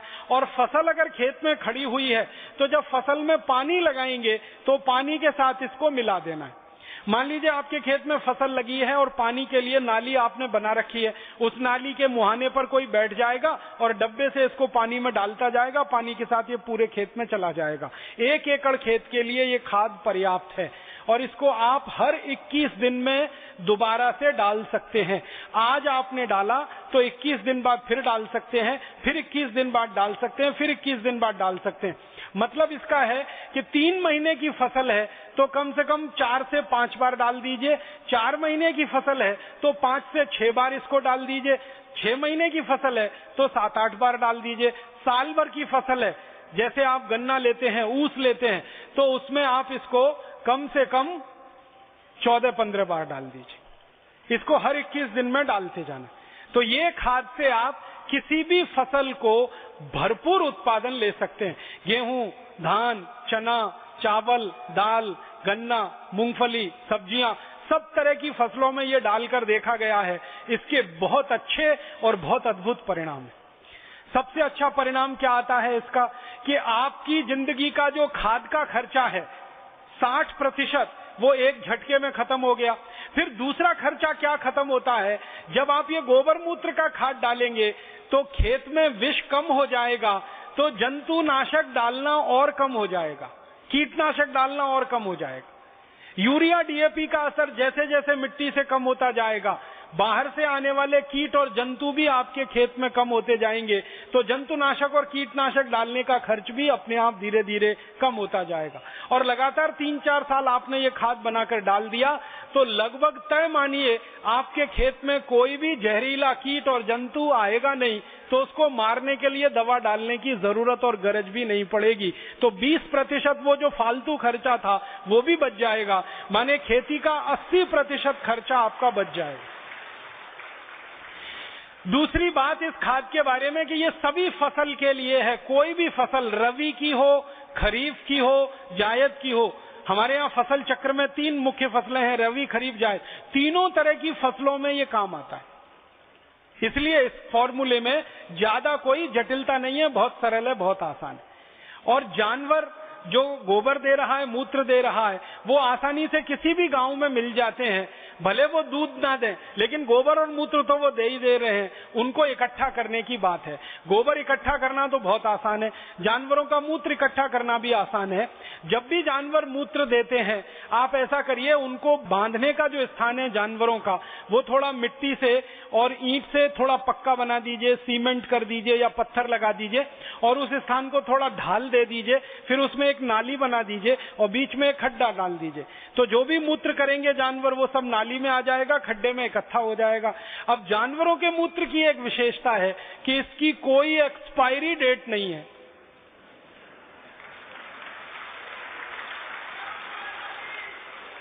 गाय के मूत्र की एक्सपायरी डेट नहीं, बैल के मूत्र की एक्सपायरी डेट नहीं, भैंस के मूत्र की एक्सपायरी डेट नहीं। 3 महीने, 6 महीने, 1 साल, 2 साल, 5 साल, 10 साल, कितने भी दिन पड़ा रहे खड्डे में, वो खराब बिल्कुल नहीं होता। इसलिए आप बिल्कुल निर्द्वंद तरीके से इसका इस्तेमाल करिए। मन में कोई द्वंद मत लाइए कि ये पुराना हो गया कि ये नया हो गया। हमने तो ये अनुभव पाया है कि जितना पुराना जानवरों का मूत्र होता जाता है, क्वालिटी उतनी ही अच्छी उसकी होती जाती है। और ये जितने भी मल्टीनेशनल विदेशी कंपनियों के कीटनाशक, जंतुनाशक है, सबकी एक्सपायरी डेट है, आप जान लीजिए। और उसके बाद भी कीड़े मरते नहीं है। और किसान उसको कई बार चख कर देखते हैं कि नकली तो नहीं है, किसान मर जाते हैं, कीड़े नहीं मरते हैं उससे। तो मल्टीनेशनल के कीटनाशक लेने से अच्छा है कि गाय के मूत्र, भैंस के मूत्र, बैल के मूत्र का उपयोग करना। तो इसको खाद में इस्तेमाल करिए, ये एक तरीका है। हर 21 दिन पे इस्तेमाल करिए, हर फसल में इस्तेमाल करिए। लगातार 3 साल इस्तेमाल करने के बाद आपकी मिट्टी को एकदम पवित्र और शुद्ध बना देगा। मिट्टी में एक कण भी 3 साल के बाद इस खाद का इस्तेमाल करने से। दूसरा, आप इसी तरह से कीटनाशक भी खुद तैयार कर सकते हैं। बाजार से किसी विदेशी कंपनी का 15,000 रुपए लीटर का कीटनाशक लाने से अच्छा है इन जानवरों के मूत्र से ही कीटनाशक बना लेना। तो अगर जरूरत पड़े, कभी किसी फसल में आपको कीट लग गया, कोई जंतु लग गया, उसको खत्म करना है, उसको मारना है, तो उसके लिए भी एक सूत्र आप लिख लीजिए। कीटनाशक बनाना भी बेहद आसान है, कोई भी किसान भाई अपने घर में बना सकते हैं। कीटनाशक बनाने के लिए क्या करना पड़ता है? 1 एकड़ खेत के लिए अगर कीटनाशक तैयार करना है तो 20 लीटर जानवरों का मूत्र चाहिए, चाहे तो गाय का, चाहे तो बैल का, चाहे तो भैंस का। 20 लीटर। 20 लीटर मूत्र में लगभग 2.5 किलो, आधा किलो प्लस माइनस हो सकता है, 2.5 किलो से 3 किलो हो सकता है, 2.5 किलो का 2 किलो भी हो सकता है। तो आधा किलो प्लस माइनस रख के बोल रहा हूं, लगभग 2.5 किलो, 2 किलो 500 ग्राम नीम की पत्ती को पीसकर उसकी चटनी मिलाइए 20 लीटर मूत्र में। नीम के पत्ते से भी अच्छा होता है नीम की निम्बोली की चटनी। आप जानते हैं नीम पर एक फल लगता है निम्बोली जैसा, वो अगर मिल जाए तो 2.5 किलो निम्बोली की चटनी, वही 20 लीटर मूत्र में मिलाना है, नहीं तो 2.5 किलो नीम के पत्ते की चटनी। इसी तरह से एक दूसरा पत्ता होता है धतूरे का पत्ता, लगभग 2.5 किलो धतूरे के पत्ते की चटनी, 2 किलो 500 ग्राम। धतूरा आप सभी जानते हैं, आसानी से गांव के किसान उसको पहचानते हैं, ऐसा कोई गांव नहीं जहां धतूरा नहीं होता। तो धतूरे के पत्ते की चटनी। तीसरा एक पेड़ होता है जिसको आकड़ा कहते हैं, आंख भी कहते हैं कई लोग, आकड़ा भी कहते हैं, अर्कमदार कहते हैं उसको आयुर्वेद में। तो अर्कमदार, आकड़ा, आंख, इसके भी पत्ते लगभग 2.5 किलो, 2 किलो 500 ग्राम, इसकी चटनी। और इसके बाद चौथा एक पेड़ है जिसको बेलपत्री कहते हैं, जिसके पत्ते शंकर भगवान के ऊपर आप सब चढ़ाते हैं, बेलपत्री, बेलपत्र, बिल्व पत्र भी कहते हैं कुछ लोग उसको। तो बेलपत्री, बिल्व पत्र के 2.5 किलो पत्ते की चटनी। और महाराष्ट्र में तो बहुत बड़ी मात्रा में होता है सीताफल, हमारे उत्तर भारत में उसको शरीफा कहते हैं, महाराष्ट्र में सीताफल और कई जगह सीताफल कहते हैं। तो सीताफल के पत्ते की चटनी 2.5 किलो। अगर आड़ू के पत्ते मिल जाएं, वो भी 2.5 किलो लगभग। परम पूजनीय स्वामी जी कह रहे हैं कि आड़ू के पत्ते में कीट को मारने की या खत्म करने की सबसे ज्यादा शक्ति है, उसका रस पड़ते ही कीट मरते हैं। तो आड़ू के पत्ते अगर मिल जाएं तो और भी अच्छा है। तो ये 5-6 तरह के पेड़ों के पत्ते आप ले लो, 2.5 किलो, इनको पीसकर 20 लीटर जानवरों के मूत्र में डालकर उबालना है, गर्म करना है। और इसमें थोड़ा उबालते समय आधा किलो से 750 ग्राम तक तंबाकू का पाउडर और डाल देना। तंबाकू का पाउडर आधा किलो, कम से कम 750 ग्राम, अधिक से अधिक, ये डालकर उबाल लेना है। उबालकर इसको ठंडा कर लेना है और ठंडा करके इसको आप बोतलों में भर के रख लीजिए। ये कभी भी खराब नहीं होता। ये कीटनाशक तैयार हो गया। अब इसको डालना कैसे, स्प्रे कैसे करना है? जितना कीटनाशक लेंगे उसका 20 गुना पानी। अगर 1 लीटर कीटनाशक लिया तो 20 लीटर पानी, 10 लीटर कीटनाशक लिया तो 200 लीटर पानी। जितना कीटनाशक आपका तैयार हो गया उसको अंदाजा लगा लीजिए आप, जितनी उसकी मात्रा तैयार हो गई उसका 20 गुना पानी उसमें मिला दीजिए। मिलाकर इसको आप खेत में छिड़क सकते हैं किसी भी फसल पर। और इसको छिड़कने का परिणाम यह है कि 2 से 3 दिन के अंदर, लगभग 48 से 72 घंटे के अंदर जिस फसल पर आपने स्प्रे किया उस पर कीट और जंतु आपको दिखाई नहीं देंगे। कीड़े और जंतु सब पूरी तरह से 2-3 दिन में ही खत्म हो जाते हैं, समाप्त हो जाते हैं। इतना प्रभावशाली ये कीटनाशक बनके तैयार होता है। ये बड़ी बड़ी विदेशी कंपनियों के कीटनाशक से सैकड़ों गुना ज्यादा ताकतवर है और एकदम फोकट का है। बनाने में कोई खर्चा नहीं है। जानवरों का मूत्र मुफ्त में मिल जाता है, आपको नीम के पत्ते मुफ्त में मिल जाएंगे, निम्बोली मुफ्त में मिल जाएगी, आंकड़ा के पत्ते मुफ्त में मिल जाएंगे, आड़ू के पत्ते, सब तरह के पत्ते मुफ्त में हर गांव में उपलब्ध हैं। तो ये आप कीटनाशक के रूप में, जंतुनाशक के रूप में इसको इस्तेमाल करिए। और तीसरी एक जानकारी और देना चाहता हूं, अच्छी उत्पादन और फसल लेने के लिए जो बीज आप खेत में डालते हैं उस बीज को पहले संस्कारित करिए, फिर मिट्टी में डालिए। बीज संस्कार करने के लिए एक छोटा सा सूत्र और बताना चाहता हूं, जिसमें बीज को डुबोकर रखिए फिर खेत में डालिए। मान लीजिए आपको गेहूं का बीज लगाना है, मान लीजिए बाजरी का बीज लगाना है या मक्की का बीज लगाना है, तो बीज ले लीजिए 1 किलो। 1 किलो बीज के अनुसार ये सूत्र मैं बता रहा हूं, अगर 2 किलो हो तो सब चीजों को दुगना कर लीजिएगा। 1 किलो जानवरों का गोबर ले लीजिए, किसी भी जानवर का हो, गाय का, बैल का, भैंस का, 1 किलो गोबर ले लीजिए और उसी जानवर का 1 किलो मूत्र ले लीजिए। गोबर और मूत्र को आपस में मिला दीजिए। फिर इसमें 100 ग्राम कलई चूना मिलाना है। कलई चूना आप समझते हैं जिससे पुताई करते, चूने का पत्थर बाजार में आता है, 100 ग्राम का पत्थर खरीदेंगे 10-15 पैसे में मिल जाएगा। उस चूने के पत्थर को 1 दिन पहले पानी में डाल दीजिए, 2-3 लीटर पानी में। रात भर में वो पानी एकदम गर्म हो जाएगा, फिर ठंडा होके चूना शांत होके नीचे बैठ जाएगा, पानी ऊपर आ जाएगा।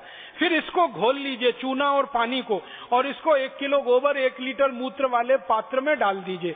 तो गोबर, मूत्र और 100 ग्राम कलई चूने में जितना पानी तैयार हुआ वो सब मिला दीजिए और अच्छे से घोलकर इसमें बीज को डाल दीजिए। गेहूं का बीज हो या तो मक्की का हो या तो सब्जियों का, कोई भी बीज को डाल दीजिए। 1 किलो बीज इसमें आराम से भीग जाता है। वैसे अगर आप थोड़ा पानी डाल देंगे तो 2 किलो तक बीज भीग जाए। बीज को इसमें 2-3 घंटे से लेकर 6-7 घंटे तक डाल के रखिए। रात में डाल दीजिए, सुबह हो गई तो बीज को निकाल लीजिए। निकालकर इस बीज को छांव में सुखा दीजिए और छांव में सुखाने के बाद ये बीज को आप खेत की मिट्टी में लगा दीजिए। तो ये बीज जो लगेगा मिट्टी में, ये संस्कारित हो गया।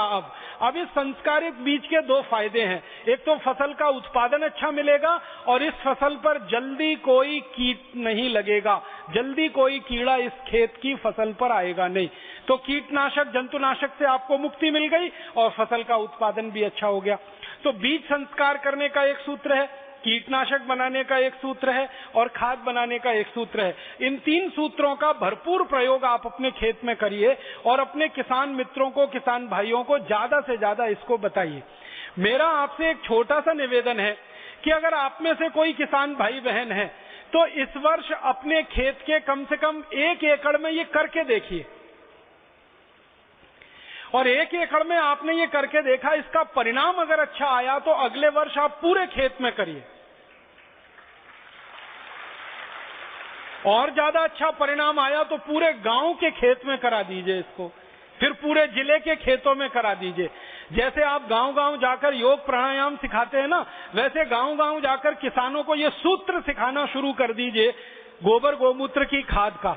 तो योग प्राणायाम से तो शरीर दुरुस्त हो जाएगा और ये गोबर गोमूत्र की खाद से उनका खेत अच्छा हो जाएगा, मिट्टी अच्छी हो जाएगी, तो सोने में सुहागे की स्थिति बन जाएगी। माने इधर शरीर स्वस्थ हुआ, उधर मिट्टी स्वस्थ हुई, उसमें से पैदा हुआ अनाज स्वस्थ मिला, उसमें से पैदा सब्जियां स्वस्थ मिली, उसमें से घास चारा अच्छा पैदा हुआ। घास चारा जानवर खाएंगे, दूध बढ़ेगा और उनकी बीमारियां कम होंगी। हम स्वस्थ भोजन खाएंगे, हमारी बीमारियां कम होंगी, डॉक्टरों का खर्चा बचेगा।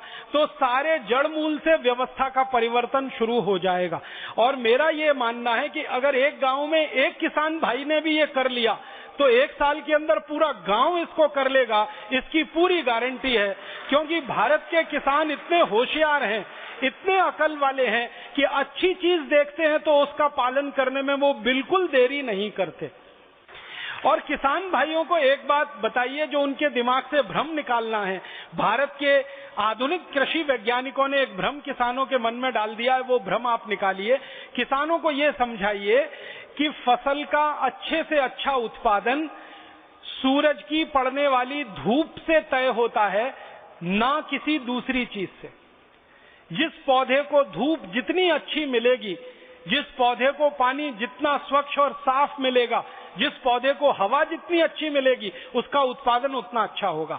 दूसरा, मिट्टी में से पौधा जो लेता है सूक्ष्म पोषक तत्वों को, वो कुल मात्रा का 5% से ज्यादा नहीं होता। मात्र 5% ही पौधा मिट्टी से लेता है, 95% पौधा सूर्य से, हवा से और पानी से लेता है। इसलिए किसानों को यह समझाइए कि सूरज की धूप पौधे को ज्यादा से ज्यादा मिले, इस पर वो ध्यान दें, ना कि खेत की मिट्टी में से सूक्ष्म पोषक तत्व तो ज्यादा मिले। मिट्टी से तो 5% लेना है, इससे ज्यादा वो लेगा नहीं। और एक बात आप किसान भाइयों को बताइए कि और अच्छा उत्पादन अगर लेना है अपने खेत में, ये तो एक तरीका हुआ उत्पादन लेने का, खर्चा कम करना, उत्पादन ज्यादा लेना। इससे भी अच्छा उत्पादन अगर खेत में से लेना है तो किसान भाइयों को कहिए कि एक फसल के साथ दूसरी फसल जरूर करें, दूसरी फसल के साथ तीसरी फसल करें, तीसरी के साथ चौथी करें। माने जिसको हम लोग मिक्स्ड क्रॉप कहते हैं ना, कई फसलें एक साथ करना, ये सबसे ज्यादा उत्पादन लेने का अच्छा तरीका है। जैसे मैं आपको महाराष्ट्र के हिसाब से बताना चाहता हूं, कपास महाराष्ट्र में बहुत होता है, तो किसानों को कहिए कि कपास के साथ तुअर की खेती जरूर करें, दोनों का उत्पादन बढ़ता है। तुअर का भी उत्पादन बढ़ेगा, कपास का भी बढ़ेगा। कारण क्या है? कपास मिट्टी में से जिस सूक्ष्म पोषक तत्व को ज्यादा लेता है, तुअर उसी सूक्ष्म पोषक तत्व को मिट्टी को ज्यादा देती है। कपास की अच्छी फसल होने के लिए नाइट्रोजन ज्यादा चाहिए, और तुअर का जो जड़ होता है वो सबसे ज्यादा नाइट्रोजन फिक्स करता है मिट्टी में। तो तुअर को कपास के साथ लेना शुरू करें, दोनों का उत्पादन बढ़ेगा। इसी तरह से गेहूं के साथ ऐसी दूसरी कई सारी फसलें हैं जो हमारे किसान कर सकते हैं। जैसे गेहूं के साथ सरसों बहुत अच्छे से होता है, सरसों का भी उत्पादन ज्यादा मिलता है, गेहूं का उत्पादन भी ज्यादा मिलता है। और मेरे से ज्यादा ये बात तो किसान जानते हैं, सैकड़ों साल से वो खेती कर रहे हैं। उनको कहिए कि 50 साल पहले आप जो जो फसलें एक दूसरे के साथ मिक्स करके करते थे, वो सब शुरू कर दीजिए, तो सबसे ज्यादा उत्पादन उसी में मिलता है और मिट्टी का सुधार सबसे ज्यादा उसी में होता है। मैंने यहाँ उत्तराखंड में देखा है और हिमाचल में देखा है, बहुत सारे किसान भाई एक साथ एक ही खेत में 7 फसल लगाते, 7 फसल लगाते, और हर फसल ज्यादा होती है उनकी, और ये काम वो सैकड़ों साल से करते चले आ रहे हैं। तो इसी तरह के किसान भाई हमारे पूरे भारत देश में एक साथ कई फसलें लगाएंगे अपने खेत में, तो उससे उनको बहुत लाभ होने वाला है। और एक भ्रम हमारे किसानों का दूर हो जाए तो बहुत ही अच्छा है। किसानों को निवेदन ये करना है कि ये गोबर गोमूत्र का जो खाद हम खेत में डालेंगे, इस खाद की मदद से पानी बहुत कम खेत को लगता है। मैं एक उदाहरण से समझाता हूं। अगर यूरिया डीएपी से गेहूं की खेती करें तो कम से कम पूरी खेती को करने में 5 से 6 बार पानी देना पड़ता है, लेकिन गोबर और गोमूत्र से गेहूं की खेती करें तो 3 बार और 2 बार पानी देने में ही बहुत अच्छी भरपूर खेती हो जाती है। माने पानी का उपयोग भी कम होता जाता है। और ये बात ध्यान देने की है कि गोबर गोमूत्र का उपयोग करके जब आप खेती कर रहे हैं तो खेत में आपको हमेशा पानी भरा रहे इसकी कोई जरूरत नहीं है। मिट्टी खाली खेत की गीली होती रहे, मिट्टी में खाली नमी बनी रहे, अगर इतने ही पानी का आप उपयोग करेंगे तो भी फसल बहुत अच्छी आती है। अक्सर हमारे किसान भाई क्या करते हैं, खेत में पानी भर के 2-3 दिन छोड़ देते हैं। गोबर गोमूत्र की खेती में खेत में पानी भर के रखने की जरूरत ही नहीं है। थोड़ा सा पानी जो मिट्टी को भिगा दे, इतना ही फसल के लिए पर्याप्त है। तो हमने देखा है कि गोबर गोमूत्र की खेती करने में 80% खर्चा तो खाद और कीटनाशक का बच गया, करीब 50 से 60% खर्चा पानी का बच गया, और इस गोबर गोमूत्र की खेती में बहुत कम मात्रा में खरपतवार होती है, तो खरपतवार निकालने का खर्चा भी बच गया। माने किसान की जिंदगी का लगभग 90% खर्चा बचता है, 10% खर्चे में ही खेती हो जाती है। और मैं आपको गणित से ये बताना चाहता हूं कि कोई भी किसान भाई गोबर गोमूत्र की खेती अगर करेंगे अपने खेत में, तो 100 रुपए आप लागत में लगाएंगे तो 1000 रुपए का उत्पादन आपको मिल जाएगा। 10 रुपए लागत में आप लगाएंगे, 100 रुपए का उत्पादन आपको मिल जाएगा। 10,000 रुपए अगर आपने लागत के रूप में लगा दिए, 1 लाख रुपए का उत्पादन बड़े आराम से मिल जाएगा। अगर मुनाफे का प्रतिशत निकालेंगे तो गोबर गोमूत्र की जो विषमुक्त खेती है, जहर मुक्त खेती है, इसमें 900% मुनाफा बहुत आराम से होता है, जो दुनिया के किसी भी दूसरे धंधे में ईमानदारी से नहीं हो सकता। आप कोई भी व्यापार करें, किसी भी व्यापार में ईमानदारी से 900% मुनाफा आप नहीं कमा सकते, बेईमानी से तो हजारों प्रतिशत कमा सकते हैं।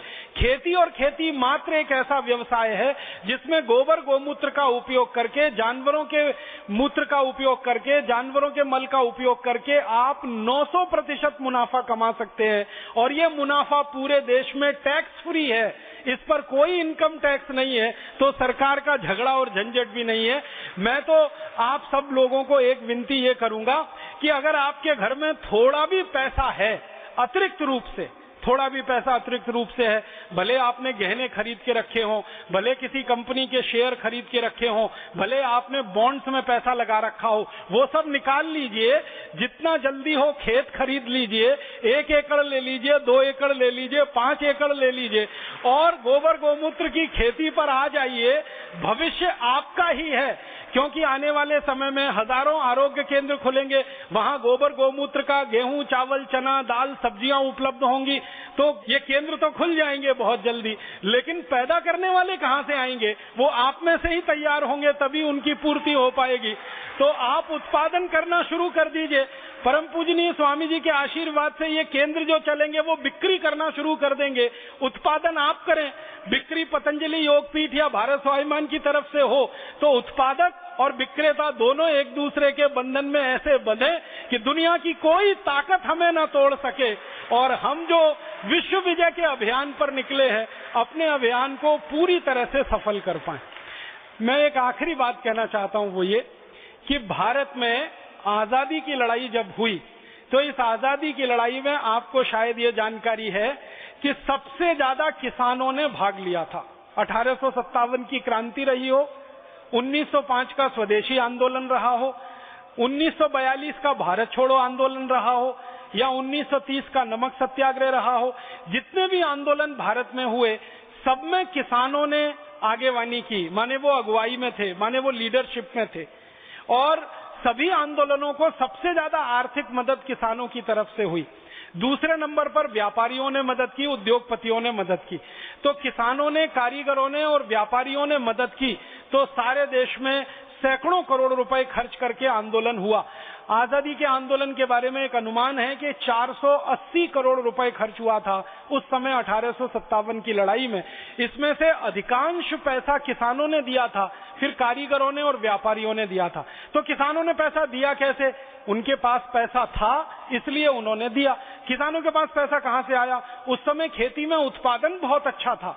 अंग्रेजों के आंकड़े बताते हैं कि सन 1840 तक इस देश में 1 एकड़ खेत में 56 क्विंटल धान पैदा होता था। पश्चिम महाराष्ट्र के दस्तावेज हैं, कोल्हापुर, सांगली, सतारा के आसपास के इलाके में 1840 में 1 एकड़ में 120 मीट्रिक टन ऊस उत्पन्न होता था। पश्चिम महाराष्ट्र के आंकड़े हैं, पुराने दस्तावेज बताते हैं, अभिलेखागार में, आर्काइव्स में है, वो बताते हैं कि 1 एकड़ में 12 से 15 क्विंटल कपास आराम से उत्पन्न होती थी। अब 56 क्विंटल धान, 120 मीट्रिक टन गन्ने का उत्पादन, ऊस का उत्पादन, 12 से 15 कुंटल कपास, भरपूर उत्पादन होता था किसानों के खेत में। और उस उत्पादन का कारण ही ये था कि किसान सबसे ज्यादा गोबर और मूत्र से खेती करते थे, जानवरों के मूत्र और गोबर का इस्तेमाल करते थे। तो गोबर गोमूत्र की खेती करके उस जमाने के किसान सबसे ज्यादा श्रीमंत थे। इसलिए हमारे देश में ये कहा जाता था, उत्तम खेती मध्यम बान, करे चाकरी कुकर निदान। उत्पादन भरपूर था, आमदनी भरपूर थी, और जिनके पास आमदनी बहुत होती है वही दान कर सकते हैं। भिखारी क्या दान करेगा? उसके पास तो खुद ही नहीं होता खाने को। तो आजादी की लड़ाई के लिए सबसे ज्यादा दान किसानों ने दिया। ये बात अंग्रेजों को समझ में आई थी और इसलिए किसानों को खत्म कर देने के लिए उन्होंने साजिश रचाई थी, जिसमें लैंड एक्विजिशन एक्ट लाया, फिर ये एग्रीकल्चरल प्राइस कमीशन एक्ट लाया। तो अंग्रेजों ने साजिश के साथ किसानों को तोड़ा और बर्बाद किया। अब ये साजिश हमारे समझ में आ गई है। अब इस साजिश को खत्म करना है, इस साजिश को बेकार करना है, इस साजिश को पूरी तरह से प्रभावहीन करना है। तो उसका एक ही तरीका है कि किसानों को वापस उस खेती पर लाया जाए जिस खेती को करके वो हजारों साल दुनिया में सबसे ज्यादा समृद्धशाली थे। और वो खेती यही है, गोबर गोमूत्र की खेती, विषमुक्त खेती, जहर मुक्त खेती। तो किसान भाइयों को तो इस तरफ आना ही पड़ेगा। आप उत्पादन करें, बाजार में उसको बेचने के लिए तंत्र तैयार हो रहा है। आपका उत्पादन और हमारा बिक्री का तंत्र, ये दोनों मिलेगा तो पूरे देश में ऐसी जबरदस्त क्रांति आएगी कि सारे किसान तो आर्थिक रूप से स्वावलंबी हो जाएंगे, स्वयंपूर्ण हो जाएंगे, समृद्धशाली हो जाएंगे। और जो खाने वाले हैं क्रेता, जो खरीदने वाले ग्राहक हैं, वो शुद्ध अनाज खाकर स्वस्थ हो जाएंगे, उनकी ताकत बढ़ेगी और वो ताकत बढ़ाकर देश की व्यवस्था परिवर्तन के काम में और ज्यादा अपना अभिक्रम दिखा पाएंगे, अपना पुरुषार्थ सिद्ध कर पाएंगे। तो सबके भले में सबका भला, ऐसी स्थिति है। ये विषमुक्त खेती और समृद्ध किसान की जो बात आपके सामने रखी है, इस बात में हम सब पहले अपने जीवन में थोड़ा आचरण में उतारें। खेत में एक एक एकड़ में करके देखें, जिनके पास भी खेत है। फिर अपने पड़ोसी किसानों को एक एक दो दो एकड़ में कराएं। फायदा मिले तो अगले साल पूरे खेत में गांव-गांव में हो। और थोड़े दिन के बाद जिन जिन गांवों में योग प्राणायाम की कक्षाएं लगती हैं, हर उस गांव के सामने एक बोर्ड लग जाए। जैसे हरिकिशनपुरा का बोर्ड मुझे याद आता है कि ये पूरा गांव बिकाऊ है, क्योंकि हर गांव के परिवार पर 6 लाख रुपए का कर्ज है, क्योंकि जहर खेत में डाला है उसके लिए कर्ज हुआ है। तो इसका उल्टा बोर्ड लगे कि ये गांव अब समृद्धशाली है, संपत्तिवान है, इस गांव के किसी किसान पर कोई कर्ज नहीं है। यहाँ का किसान पहले रोडपति था, अब करोड़पति है। पहले कर्ज लेता था बैंक से, अब कर्ज देता है बैंक को। इसकी खेती में इतना उपजाऊपन बढ़ गया है कि सारे देश का पेट भरने की ताकत अब इस किसान में आई है। इस तरह के बोर्ड जगह जगह गांव में लग जाएं। विषमुक्त खेती वाला गांव, जहर मुक्त खेती वाला गांव, 1 नाम, 2 नाम, 20 नाम, 50 नाम, 1000 नाम। तो ये इतनी बड़ी खबर होगी कि दुनिया भर का मीडिया आएगा, उस गांव के बारे में फिल्में बनाएगा, सारी दुनिया में उसकी चर्चा होगी। और दुनिया भर के लोग, आप अगर चाहेंगे तो आपके सामने झोली फैलाकर खड़े होंगे कि भाई 1 किलो गेहूं दे दो ना गोबर गोमूत्र वाला, 1 किलो गन्ना दे दो ना गोबर गोमूत्र वाला। क्योंकि उनके पास नहीं है, क्योंकि वो मांग रहे हैं। हजारों अरब डॉलर का दुनिया में बाजार है ऑर्गेनिक फूड प्रोडक्ट्स का, आप जानते हैं। इस बाजार की भरपाई करना भारत की ताकत में है। लंदन में अभी एक ऑर्गेनिक फूड स्टोर में मैं गया, वहां मैंने पूछा तो वहां पता चला आलू जो है गोबर गोमूत्र का पैदा हुआ 4 पाउंड का 1 किलो है और यूरिया डीएपी का 1 पाउंड का 1 किलो। तो 1 पाउंड का 1 किलो आलू है यूरिया डीएपी का, और 4 पाउंड का वही 1 किलो आलू है गोबर और गोमूत्र का। मतलब लंदन के डिपार्टमेंटल स्टोर में 4 गुना भाव तो अभी मिल रहा है आलू का। अगर सारे देश में इसी तरह के उत्पाद हम दे सकें और सारी दुनिया में उनको सप्लाई कर सकें तो 4-4 गुनी कीमत डॉलर में, पाउंड में, यूरो में हम लाएंगे और भारत के किसानों के खातों में डॉलर, पाउंड और यूरो ही जमा कराएंगे।